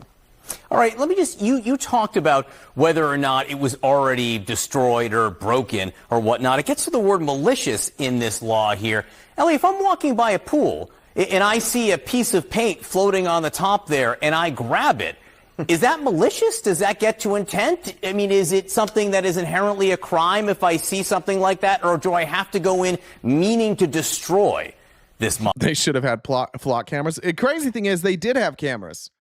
24-hour camera footage. And yet they don't have a video of this person, whoever it is, cutting the gash in the reflecting pool. Just a guy reaching down and grabbing some paint that was already peeling. We also already know they filled the pool full of hydrogen peroxide. That's what caused the paint to detach. They're going to get to court if this goes to. I mean, they're probably going to drop it. But if this goes to court, they're going to be embarrassed, and then they're going to go on Fox News and they'll be like, "This was a radical judge. This was a radical Marxist judge." Monument. Oh, Pirro said he pulled with both hands. Oh, that fucking changes everything, Frida. That's the heart of the case, and the answer is the latter. If a person wanders by the pool and sees something floating and just grabs it and says, gee, what's that? That's not malicious. That's not intent to destroy. And this really gets to the crux of the case. You will hear people who will tell you David Hearn did absolutely nothing wrong. You will hear other people, typically on the other side of the aisle, who will say, this guy's a villain. He's a miscreant. It was the Predator. Can't you see the distortion in the video? He absolutely was trying to rip up the liner. The truth of the matter is, at this point, we just don't know. Very few people, nobody other than the prosecutors and the grand jurors, have actually seen this evidence. Today we'll learn. Thanks, Dark Nurse, for joining the $2 train. When the defense and maybe we in the public will see the evidence. But the key evidence, as far as I can tell, is going to be those Park Service employees. It also appears, if you watch Jeanine Pirro's public statements, it seems. Imagine if it was a Mexican who did it. Fucking war. That would be war. We'd be invading them right now. They do not have video. So the key is going to be not just did David Hearn reach into the pool, not just did he touch the paint, did he have that malicious intent to destroy the property? And one other few words are circle here, which may come into effect. District of Columbia there, which is where this case takes place, which is where the jury will be ultimately if it goes to trial. Other countries are doing good things for its public. This is what our government's doing, killing residents and suing residents. Yeah. Can we just have health care, please? Why is that important? By the way, did you notice MAGA all left? They just all left. They all just like got the fuck out of here. We don't really want to defend this. Very significant because Donald Trump is extraordinarily unpopular in D.C. All 3 times he ran for president, over 90% of the votes were cast against Thanks, him. Sophie, for the $2 holla. Also, your jury eventually at trial is going to be pulled from the District of Columbia, and we've seen a pattern where both grand jurors and trial juries have actually rejected charges if they believe those charges are overstated or are political. Oh, they left to go mourn Lady G. That's right. I forgot about that. I forgot.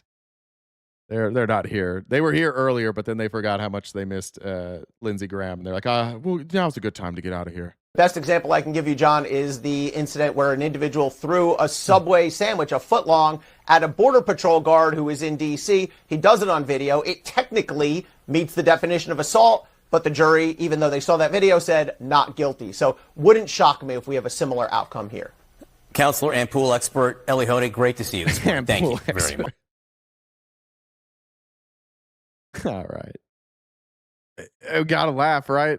We have to laugh at this timeline. Today was the weirdest. This is the weirdest show I've ever done. I gotta be honest. And I appreciate you guys supporting me today and helping knock out that gift goal with, honestly, the weirdest thing I've ever covered. I just want just a recap of what today's show was. We started off with this video, which if you weren't here, I think you deserve to see it again. And while this video is playing without sound, let me actually pull that up here.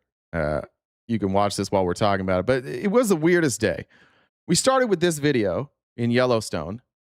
Then we went to Lindsey Graham, who died, and Donald Trump spent 14 minutes calling Fox News to talk about Lindsey Graham, and spent the whole time talking about himself instead, and talking about the SAVE Act.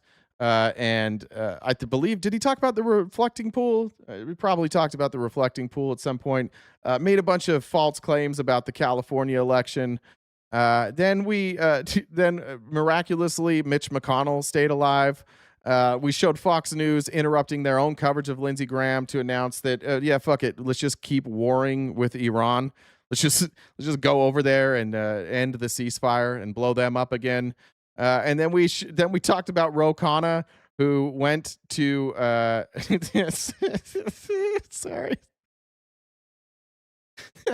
Sorry.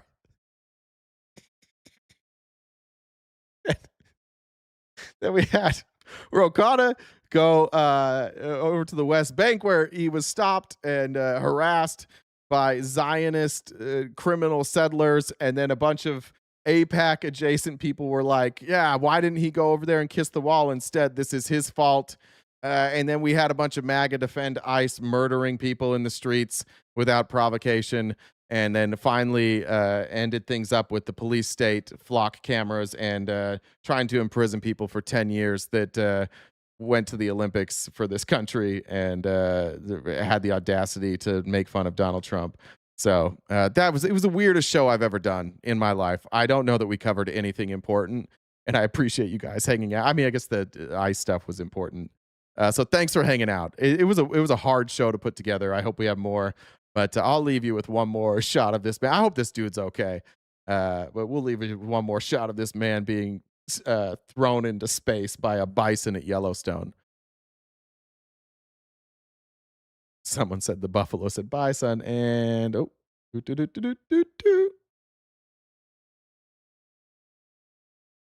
you. I honestly think the bison maybe thought he was playing. Like the way he sits there after and waits for the guy to move. Like, are we not playing? What happened? I don't know. Anyways, that was a weird day. It's a weird time to cover U.S. politics, but take care of yourselves, guys.